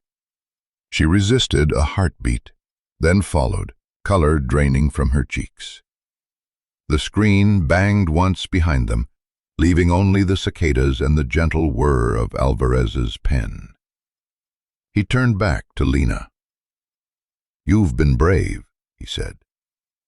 "We'll get you some water, and when you're ready, you can tell a counselor anything else you remember." Lena nodded, a small, solemn gesture. Caleb squeezed her shoulder. No words, just the solid weight of a promise kept. Outside, the white SUV started, reversed, and disappeared in a cloud of dust. No longer a predator's glide, but a retreat. Alvarez gathered the evidence, handed the notebook back to Lena. These drawings, keep them. They're yours. They speak louder than any of us. The sun dipped lower, bleeding pink across the horizon. Inside the outpost, the temperature fell with it. But the air felt lighter, as if each page released a breath the room had been holding for years. Caleb knelt beside Lena, voice like dusk itself, soft, certain. They saw. She opened the notebook to the birthday cake drawing, laid her hand flat over the locked door, and looked up. For the first time, her eyes didn't ask, "Will you keep me safe?" They said, "You have." Echo rested his head on her knee, and in the last slant of desert light, the shadows of girl, dog, and soldiers stretched together, 3 lines converging into one unbroken shape. Dust still shimmered behind the white SUV when Karen's voice sliced back across the porch, sharp as broken glass. She had stopped at the bottom step, folio clutched like a shield, the desert wind dragging loose strands of her perfect hair across her cheek. Vic lingered behind her, one hand on the passenger door, the motor idling between whines. Deputy Alvarez stood to the side, body cam still blinking, arms crossed in a patience that was wearing thin. Karen's composure had cracked inside the outpost. Out here, it shattered. "Your mom left you with us. What were we supposed to do?" she shouted, each word pitched high enough to echo off sun-baked rock. "We fed you, clothed you, and you repay us with stories?" From the doorway, Caleb watched, jaw set. Lena stood half a step behind him. Echo pressed so firmly against her hip, she might have been made of the same heartbeat. The girl's fingers twisted in the shepherd's fur, but her eyes, those wide, too old eyes, never left Karen's face. Karen's tirade rolled on, fueled even, but hard enough to scrape bone. "Step back," Karen scoffed, half laugh, half snarl. "You should thank us. We saved her from starvation." Echo moved, not far, just one decisive stride to the porch edge, paws thudding on weather-warped planks. His chest expanded, head lifted, and he loosed a single bark, thunder rolling out of a living throat. It wasn't loud so much as absolute, a primal punctuation that split the afternoon wide open. Every creature within earshot paused. The cicadas, the crow circling overhead, the deputy by the cruiser.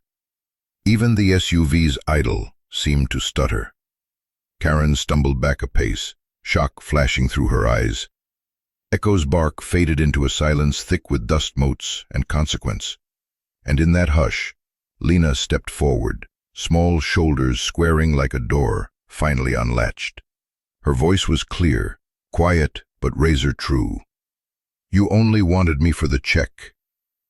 The words drifted across the yard, soft as tumbleweed, but they may as well have been artillery. Karen's mouth opened, closed, no sound followed. Vic's gaze dropped to the ground. His hand slid from the door handle, fingers flexed, then stilled, as if they had finally felt the weight of every mile Lena had walked alone. Caleb laid a hand on Lena's shoulder, not to hold her back, but to let her know the ground she stood on would not crumble. He turned to Karen, voice stripped of everything but fact. "You heard her. Now leave." Karen tried to rally one last defense. This isn't finished.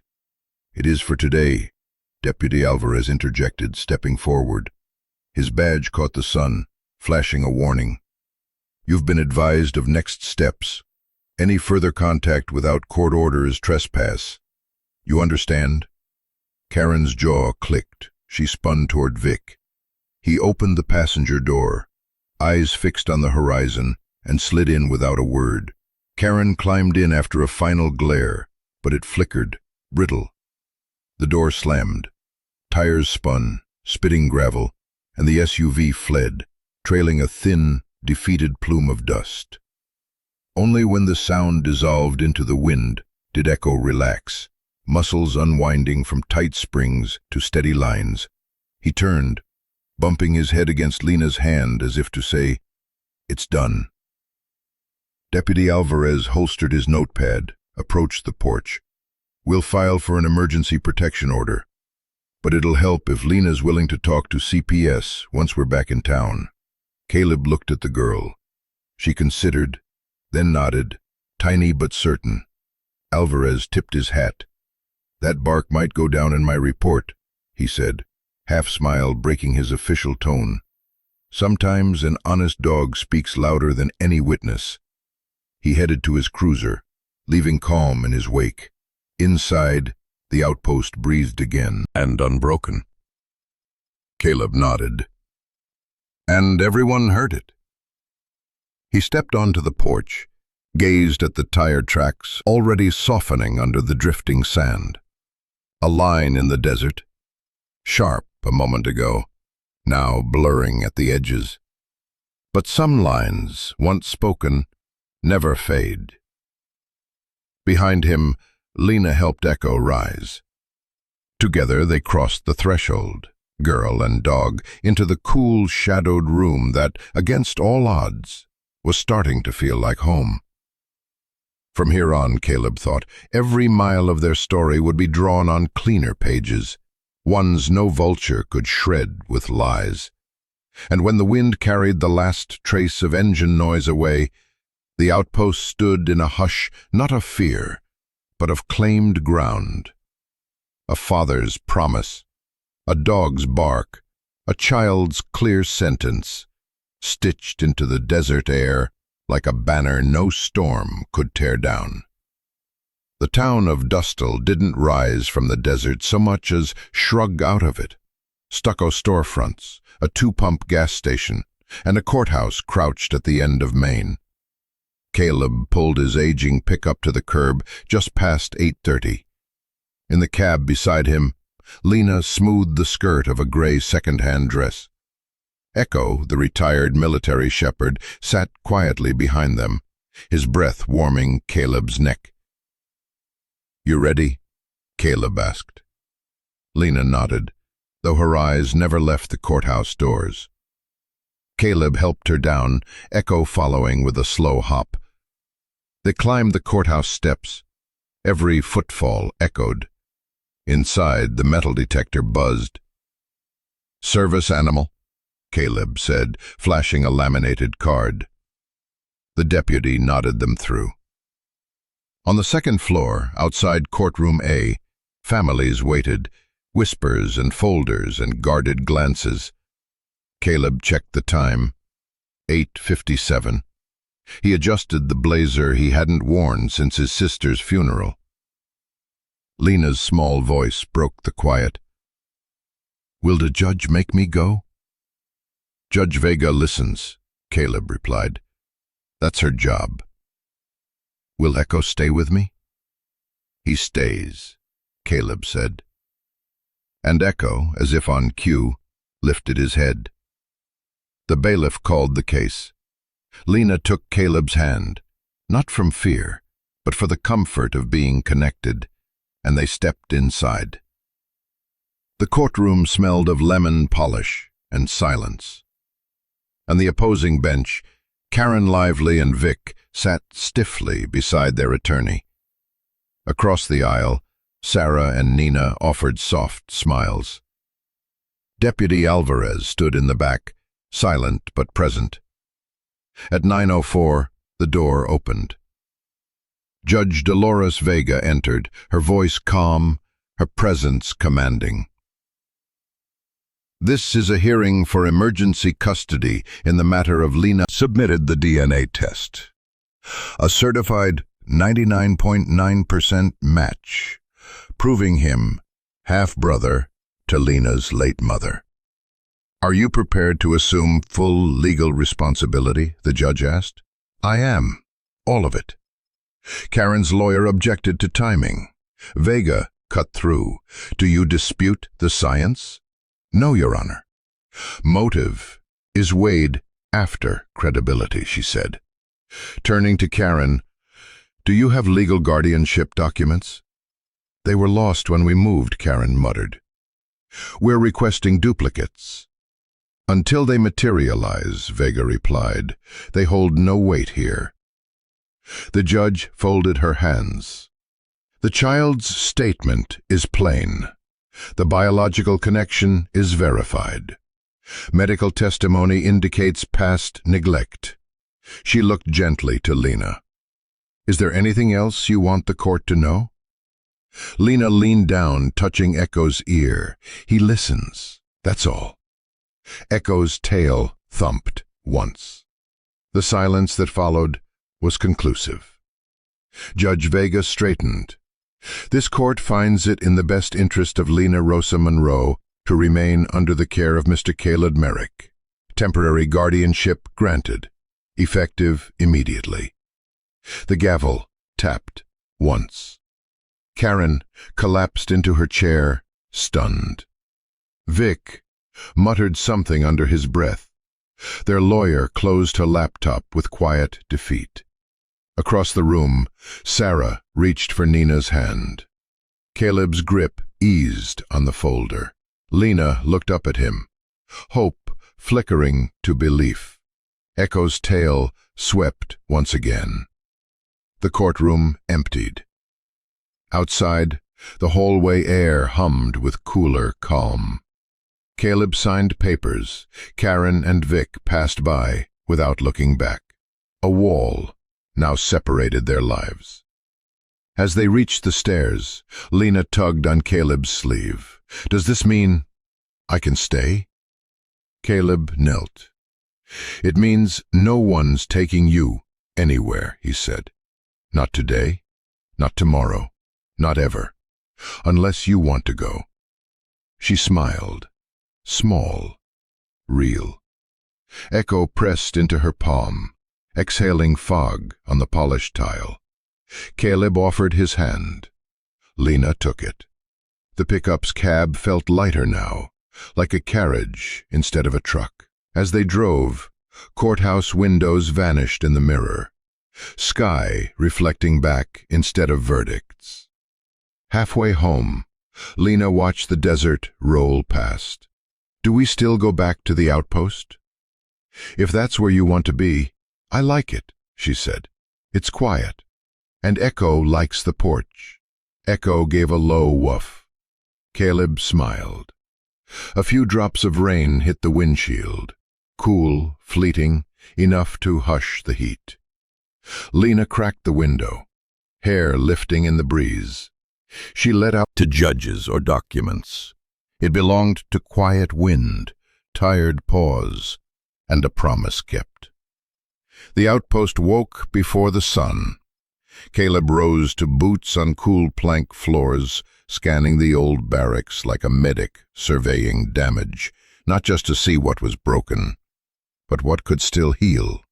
The walls sagged, the boards split, but beneath it all was potential. Cracked earth still blooms. Soldiers still build, even after war. He began with the cot. Iron frame, missing bolts. Lina appeared barefoot in a cotton dress dusted with sawdust, her braid neat. "From me?" she asked. "For you," Caleb nodded. "But first, we fix it." They tightened screws, replaced bolts, and steadied the frame together. Lina bounced on the springs once, grinning as they squeaked back with new resilience. Next came the walls. Where dust storms had crept in through warped seams, they fitted salvaged boards. Lina steadied the planks while Caleb sawed, the air soon filled with the scent of pine and progress. Echo watched from the porch, tail tapping approval to each hammer strike. Lina's laughter rang out whenever she hit a nail square, a sound Caleb quietly marked as a milestone. By late morning they built a ramp for Echo, his old joints stiff from age and shrapnel. When the shepherd tested it, he stepped down slowly, wagged once, and turned back with quiet pride. Lunch was peaches and jerky on the porch. Lina fed Echo bite-sized pieces, her fingers brushing his fur like punctuation marks to a new story. By afternoon, they patched leaks in the roof. Caleb hammered overhead while Lina passed him nails, solemn as a scrub nurse. The sky gathered cloud, not rain, but enough to scent the air with change. The outpost seemed to stand taller beneath the shifting light. Inside, small transformations spoke louder than tools. A quilt folded on Lina's cot, a shelf with her notebook, desert marigolds in a tin cup. Light poured through the east window like approval. "That's a start," Caleb said, wiping sweat from his brow. Lina stood with hands on hips. "Looks like a real place now." "It is," he said, "because you're in it." As dusk settled, he lit a lamp. Lina climbed into bed, the cot no longer a relic, but a cradle. "Tomorrow, can we paint?" she asked. "We'll paint," Caleb promised. Echo lay down beside her, guarding both the girl and the promise. Morning came soft. Lina was already up, brushing her hair at the basin Nina had left. Inside, they booted up the machine at the table Caleb had reinforced. Lessons were preloaded: phonics, ecology, math. Lina traced the trackpad hesitantly, eyes bright with wonder. Caleb watched as her brow furrowed in concentration, Echo beside her like a sentinel. The outpost, once hollow, now stretched with each tap of her fingers. "She stands straighter when she hears your boots," Nina murmured to Caleb. "You become gravity." He swallowed thickly. "She's doing the hard part." "No," Nina said. "You both are. She's learning trust. You're learning how to carry it." A breeze slipped through patched seams, fluttering blueprints on the wall. Outside, the jeep rolled away. Inside, Lina looked up. "Did I spell it right?" Caleb leaned closer. "Sun." The word glowed green. "Perfect." Echo dropped his rope toy at her feet, with a huff of approval. Lina laughed, clear and honest. Caleb stood back, arms folded, the room ringing not with hammers now, but with life. That evening, Caleb cleaned out an old locker. Under a pile of forgotten gear, he found it, a cassette recorder wrapped in a sun-faded bandana. Masking tape on the side read, "For Lina," Rosa's handwriting. His throat tightened. He pressed play. Nothing. Dead batteries. He pocketed the recorder. On the porch, Lina was brushing Echo's coat. Caleb handed her the device. "Mom's tape," she breathed. He nodded. "I found it." They swapped the batteries. Night gathered as they worked, porch lit by a single kerosene lamp. Lina pressed play. Static. Then, Rosa's voice, fragile but warm. "Hi, honey, it's late and you're probably asleep, but I wanted to tell you something before I forget again. I saw you smile today." The tape ended in silence. Lina held it close. She still knew I smiled. Caleb said softly, "Even when things were hard, she saw you." They played it again. And again. Each time Lena mouthed the words with her mother, then added a quiet hum at the end, as if finishing it herself. I saw you smile today, and it saved me. Do you think she wanted to say more? Lena asked. I do, Caleb said. Maybe she knew you'd finish it.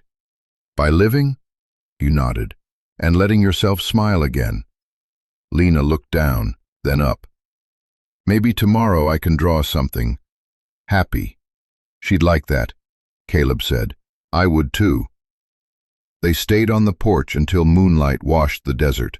Wind threaded through patched seams not with warning, but peace. Echo yawned and laid his head in Lena's lap. She held the recorder gently, thumb resting on play, but not pressing. Some messages don't need more words. Porch rail, drill buzzing, while Lina steadied the ladder. Echo sat at the foot of the steps, tail sweeping arcs in the dust, like punctuation. The cedar board, stained with leftover coffee, bore white block letters Lina had painted the night before. Echo's shelter. Below she'd brushed a silhouette, a girl and a dog, side by side, facing an open door. The strokes weren't perfect, but they carried certainty. Caleb tightened the final screw, stepped down. Together they looked up as the morning light ignited the letters. Looks official, Caleb said. Lina smiled. Looks like home. Word spread not through signs or posts, but by wind, whispers, and coffee shop conversations. The first visitor came midweek, a rancher named Holt, who left jerky, alfalfa, and a tin note of kindness before rumbling away. Then came Miss Alvarez, a retired teacher with a box of paperbacks, Hatchet, Charlotte's Web, Narnia. Stories, she said, for the spaces between chores. By Friday, the scavenged fence Caleb built doubled as a queue line. A foster care rep left therapy pamphlets and watercolor paints. 2 elderly sisters from the reservation brought blankets stitched with protective symbols. They sat for tea, telling Lina stories of coyote tricksters and desert spirits. Echo lay at their feet, soaking up legends like sun. The outpost, once hollow, now pulsed with footfalls, laughter, and the low hum of connection. Each evening, after the last visitor left, Caleb, Lina, and Echo took stock. The storage room now held canned goods, school supplies, a vet kit, and blankets that smelled of cedar and memory. Lina documented it all in a spiral notebook, handwriting neat.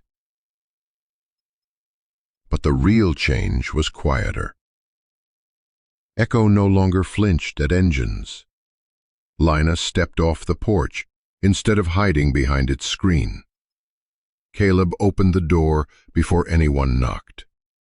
One Saturday, a convoy of pickups arrived. Teens and dads from 4-H wanting to build a goat pen. Animals heal, one said. Echo needed recruits. Caleb handed out tools. By nightfall, the pen stood fenced and gleaming, with reflective tape Lina had hammered on herself. When a girl asked her name, Lina replied without hesitation. Lina Rosa. The name carried, bright, proud. That night, Nina showed up with a clipboard and a grin. "You're running an operation now," she said, watching Caleb secure wire. Caleb's navy blazer, Lena's pale clay dress, Echo's polished USMC tag, catching the light like a silver star. By midday, El Paso's skyline rose from desert haze. The courthouse towered in glass, and Echo, Caleb parked under a mesquite tree, breathing slow. Ready? Lena nodded, waited for Echo to jump down, then followed, leash in hand. Family court sat on the 6th floor. In Chamber 3B, Judge Mallister presided, her eyes bright and steel gray. Caleb submitted their stack: custody orders, DNA proof, Rosa's death certificate, character letters, and Lena's typed request. I want to stay where kindness feels normal. The judge skimmed, humming approval. Any objections? None, Your Honor. She turned to Lena. Adoption means forever. You understand? Lena nodded. Yes, ma'am. And your name? Lena drew a breath. Lena Rosa Merrick. Mallister smiled. Your mother lives in the middle name. You live in the last. She signed, the ink deep blue. The seal stamped down. State of Texas, final adoption. The metallic thunk echoed like a drumline in Caleb's chest. Lena slipped her hand into his. Echo stood, tail sweeping. Congratulations, family, the judge said. Outside, Nina waited with her phone. Caleb lifted Lena onto a bench beneath a sunlit window. Mission accomplished, ma'am. Nina snapped the photo. A girl, a soldier, and a dog. Smiles crooked but radiant. Look at her posture, Nina murmured. Told you boots became gravity. They exited to city sounds and distant mariachi. Lena clutched her decree. At the truck, she asked, Can we go home now? Caleb crouched. Wherever you want. She pointed west, where the sign is. They returned at dusk. The outpost glowed. The cedar sign caught the last of the sun. Lena stepped down carefully, holding her decree aloft so the dust wouldn't touch it. Echo trotted up the ramp. Caleb followed. Inside, Lena laid the paper on the kitchen table, smoothing its corners. We stayed, she whispered. Echo leaned into her side. Outside, the wind shifted, no longer scraping, but cradling. They planned the celebration for sundown, when the desert softened from white fire to copper calm. Word spread. By 6:30, the yard buzzed with life. Folding chairs circled a makeshift stage. String lights blinked on, draping porch to mesquite. Dishes lined tables. Brisket, tamales hesitated a moment, long enough for Echo to step forward first. She followed. In her fist, a folded page. But she didn't read. She looked out, voice clear. This place was empty. It had holes in the walls and no books, and the wind used to whistle mean. But then someone stayed. She glanced down at Echo. And someone listened. Then to Caleb. And someone came back. She unfolded the paper. Now it's not just mine. It's ours. So if you need a place to rest or fix things or listen, we saved room. She stepped back. Caleb put a hand on her shoulder, steady. The crowd rose in applause, not loud, but layered with meaning. Beneath the lights and desert stars, the name Echo's Shelter shone clear. Later, after plates were scraped clean and laughter slowed to hums, Caleb, Lina, and Echo sat on the porch. Echo's head lay on Lina's lap. Her decree sat folded on her knees, and behind her a house now full of voices, soft lights, and stories in progress. The wind moved gently across the yard, no longer a stranger, but a regular guest. Under the cedar sign their silhouettes remained, soldier, child, and sentinel. Not waiting anymore. Welcoming. A stray string light bulb blinked out overhead. The gathering dimmed fractionally, making the remaining lights glow warmer. Caleb adjusted the mic to her height, then stepped back, hands loose at his sides, ready to catch her if words scattered, but sure they wouldn't. Lina unfolded the paper, but her eyes stayed on the crowd. Neighbors, teachers, deputies, strangers who'd become something else. She drew a breath the desert seemed to hold for her. "This place used to be broken," she said. Voice small, but the microphone made it ring. "So was I." Silence rippled outward, settling like silk. Somewhere, a nightjar called. Then, hushed. She continued, but someone listened.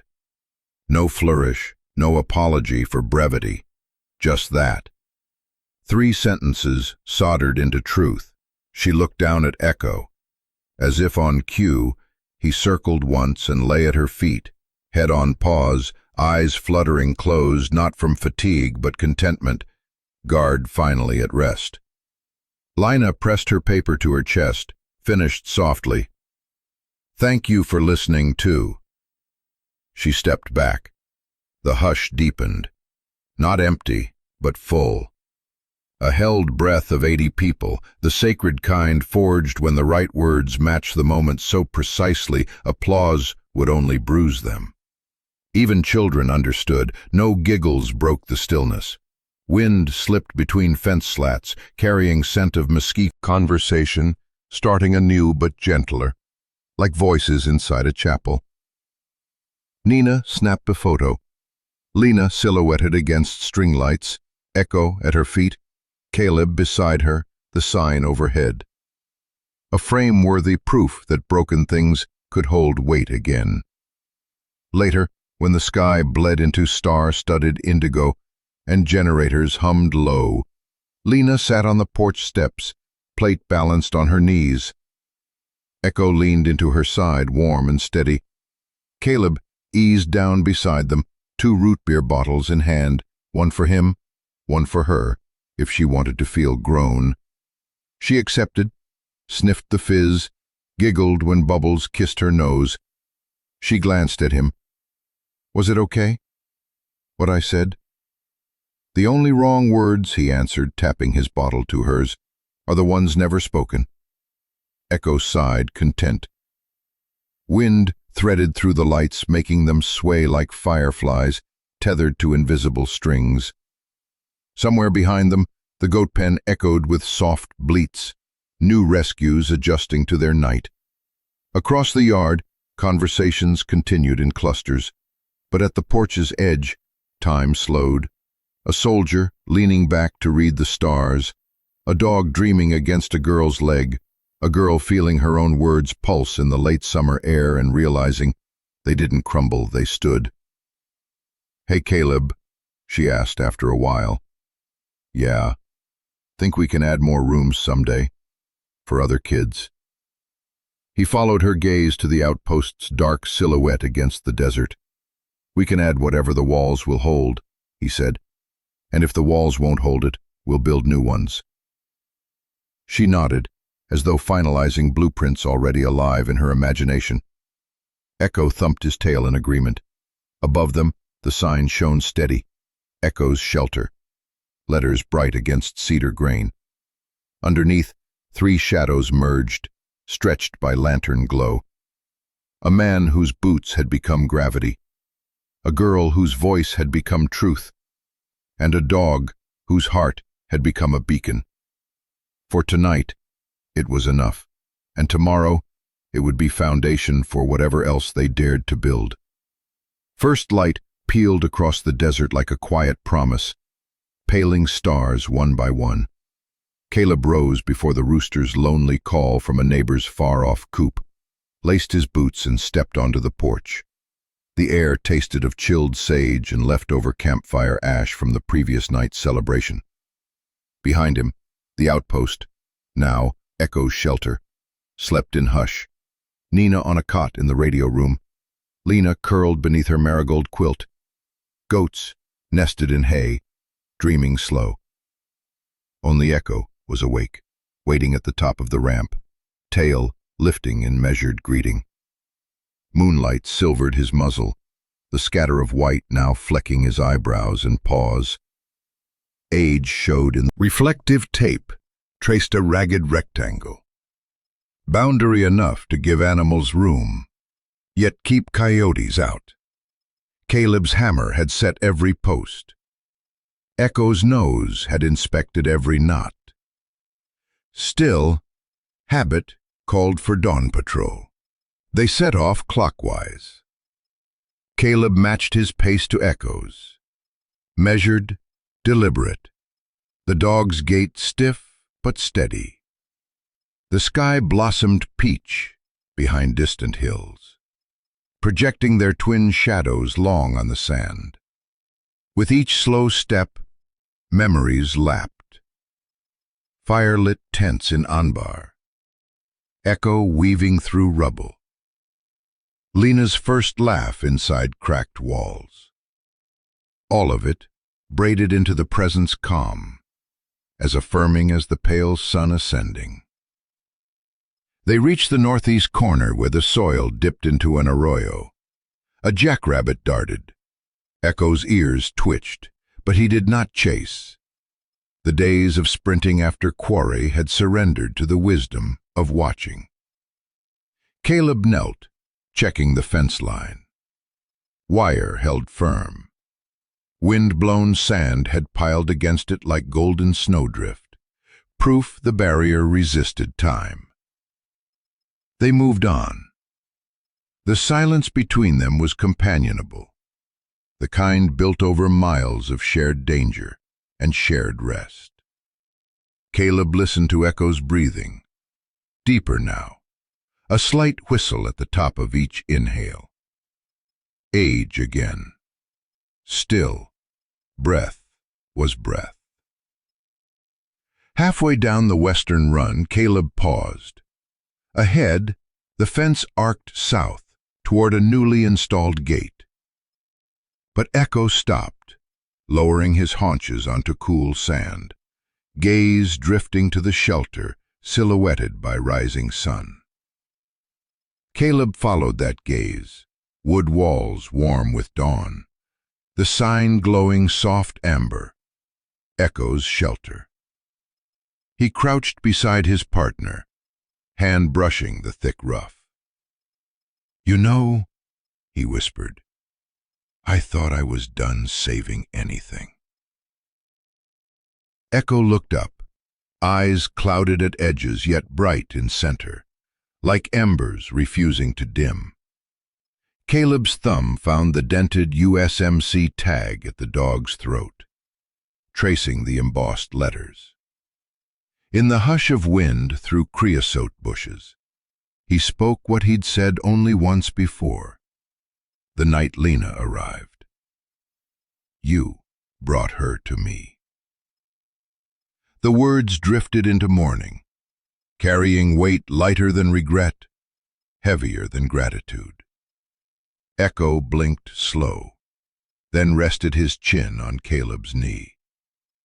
They stayed like that, soldier and sentinel, until sunlight spilled full across the yard and the world colored in. Footsteps crunched behind them, lighter, quicker. Resumed, refusing surrender. At the gate, Caleb unlatched the new hinge, smooth action, no squeak. Beyond, the land unrolled open, dotted with mesquite shadows. He closed it again, assuring security with a tug. Lena slipped her hand into his, small fingers, warm, inside calloused ones. "I dreamed Mom visited last night," she said. She smiled. Caleb squeezed her hand. "Maybe she liked your speech." Lena ducked her head, cheeks blooming pink. Echo leaned into her leg, as if supporting the weight of memory. They turned back toward the shelter, sunrise now blazing gold on windows. Smoke curled from Nina's breakfast fire. The scent, coffee, tortillas warming, drifted across the yard. Lena took a deep breath and sighed contentment. Echo's pace slowed near the ramp. Caleb noted the slight hitch in hind legs, filed it under things to ease. At the porch, Lena dashed ahead to hold the screen door. Caleb looked down at the old dog. "You good?" he asked. Echo answered by stepping onto the ramp, claws clicking wood, tail swinging slow but sure. At the top he paused, surveying the yard he helped reclaim. Ears pricked as if counting blessings. Caleb followed, one hand resting on the dog's back, a quiet salute. Inside, the day waited, goats bleating for grain, lessons cued on a battered laptop, fence posts needing tamping.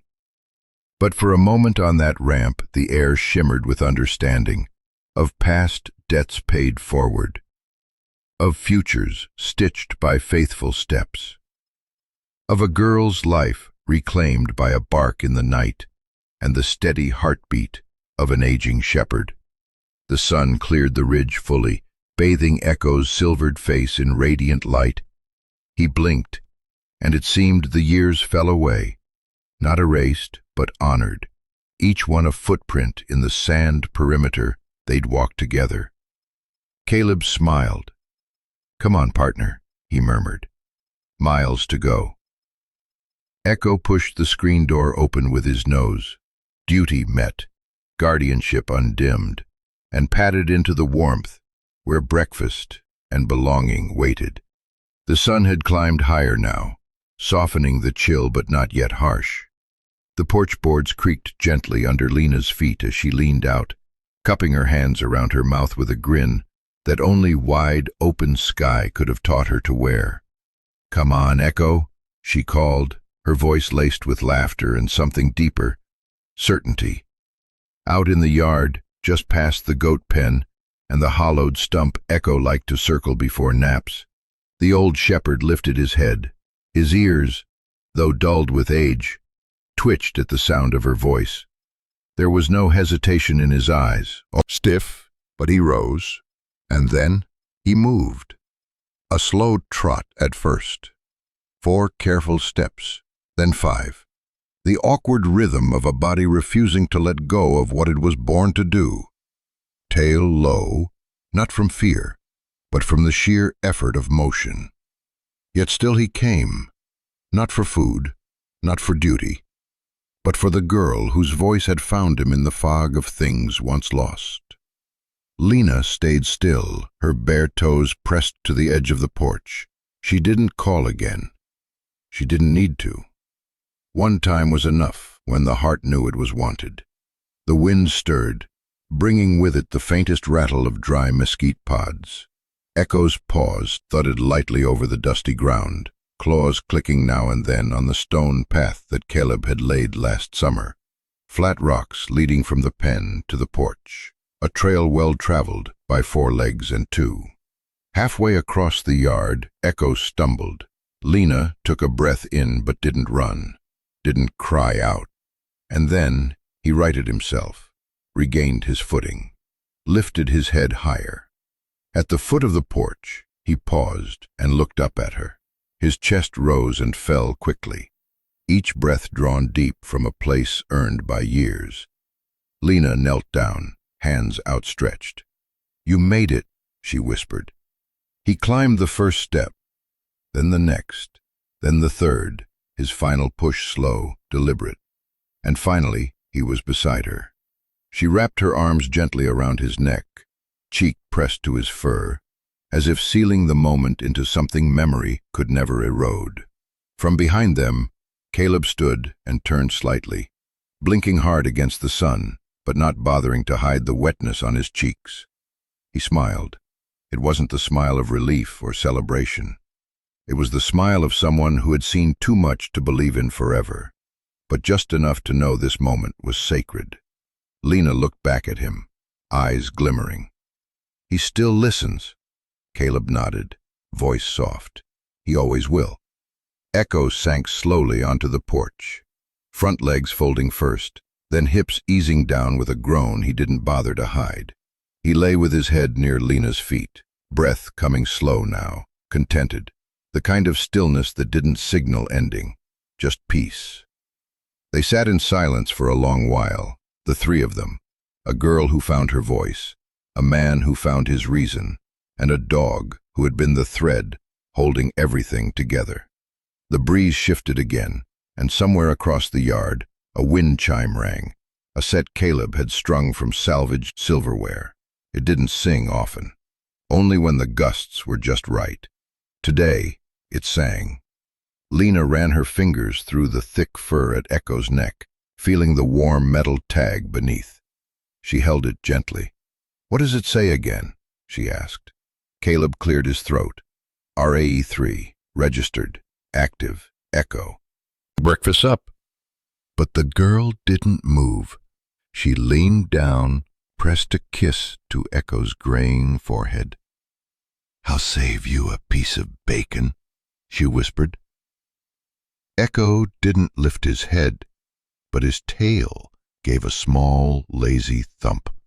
Caleb rose slowly, laying a hand on Lena's shoulder before heading inside. "I'll warm yours up." She nodded. And so Lena stayed, curled beside Echo on the sun-warmed porch, her shadow long and slender beside his sprawling one. The desert around them seemed to hold its breath, not in sorrow, but in reverence. Because sometimes a moment isn't about the miracle of new beginnings. Sometimes it's about showing up one last time when someone calls your name. The sky changed slowly that evening, as if reluctant to let go of the light. Hints of rose and amber stretched across the horizon like brush strokes drawn by memory, not time. The desert, for once, softened its edges, its silence no longer sharp but gentle, like an exhale after tears have dried. On the porch, three figures sat close. Caleb leaned back in the old rocking chair, its rhythm creaking faintly with every slow push. Lena sat cross-legged on the step below him, her arms folded around her knees, chin resting atop them. Between them, lying still but not stiff, was Echo. The old shepherd's body rose and fell, slower now than it had ever been, but steady. His head rested across Lena's foot, his tail no longer moved, but his ears twitched now and then at distant sounds, dry leaves brushing across gravel, a cricket chirping too early. There was no urgency in the way they sat, no fear. Just the hush that comes when everything that needed to be said had been said in looks, in touch, in shared breath beneath an open sky. Lena hadn't spoken in a while, but Caleb didn't press. He knew the words weren't gone. They were just listening, too. The wind drifted through, brushing the porch like a soft hand on weathered wood. It didn't howl the way it once had through the ruins of the shelter, back when everything felt like it was on the verge of collapse. It didn't scream like the memories that once kept Caleb up through entire nights, or the rage that had taken root in Lena's drawings. Now it hummed, like breath, like hope. "Do you hear that?" Lena finally asked, her voice a small echo of itself. Caleb paused his rocking and looked at her. She didn't look back at him. Her eyes stayed on the sky, where then a ghost. Caleb tilted his head slightly, watching her. "But now," she said, "he's home." The words settled around them like warm wool. Home. The shelter behind them was still rough in places, patched with mismatched wood and metal, the scars of fire and time still visible along its bones. But it held something now that it hadn't before. Life. The kind that doesn't shout but breathes, quietly, stubbornly, beautifully. Inside there were books stacked crooked on the table, a cot with a real blanket, folded neat, a bowl of water in the corner that Echo always found without being told, a girl's drawings pinned to the wall, not of shadows and cages anymore, but trees, a dog's paw, a boot print next to a small bare foot, a sunrise. "I think Rosa would have liked this place," Lena whispered. Caleb didn't answer right away. He looked down at Echo, then to the horizon. "She's here," he finally said. "Every time you laugh, every time you call his name." Lena turned to face him, eyes shining. "Do you think he'll stay?" There was no need to explain who she meant. Echo hadn't moved much in the last hour, and even now his breathing had quieted into something that sounded less like effort and more like surrender. Caleb reached down and rested his palm on Echo's side. "He's stayed longer than he was ever asked to," he said softly. "And when it's time, he'll still be here, in all of this." He gestured toward the sand, the porch, the crooked fence where new flowers had started to grow. Volunteers from seed that had blown in on a storm and decided against all odds to root. The wind lifted again, brushing against them like a familiar voice. Echo's ear flicked once, and his eyes opened slowly, meeting Caleb's gaze, and then Lena's, and then they closed, not in pain, in peace. Lena didn't cry. She just leaned over and laid her cheek against Echo's shoulder. Her breath synced with his until the rhythm became one. "We're okay," she whispered. "You did good." Caleb stood and walked down the porch steps, just far enough to look back at the shelter. He took in the scene as if imprinting it, like a photograph meant for the heart, not a frame. One man, one girl, one dog, a family. In a world that had tried to break all three, they had stitched something together from splinters and soot and scars, and it held. Behind him the stars were starting to show themselves, and the desert, it listened. It always had. Some bonds don't need words. They speak in the way a dog lays his head on your lap after a long day, or how he waits by the door, rain or shine, because to him you are everything. Stories like Echo's remind us that love, in its purest form, walks on battles and companions through seasons of grief and healing. They don't leave. They remember. If you've ever looked into your dog's eyes and felt something stir, a question, a comfort, a silent understanding, maybe, now's a good time to explore that connection a little deeper.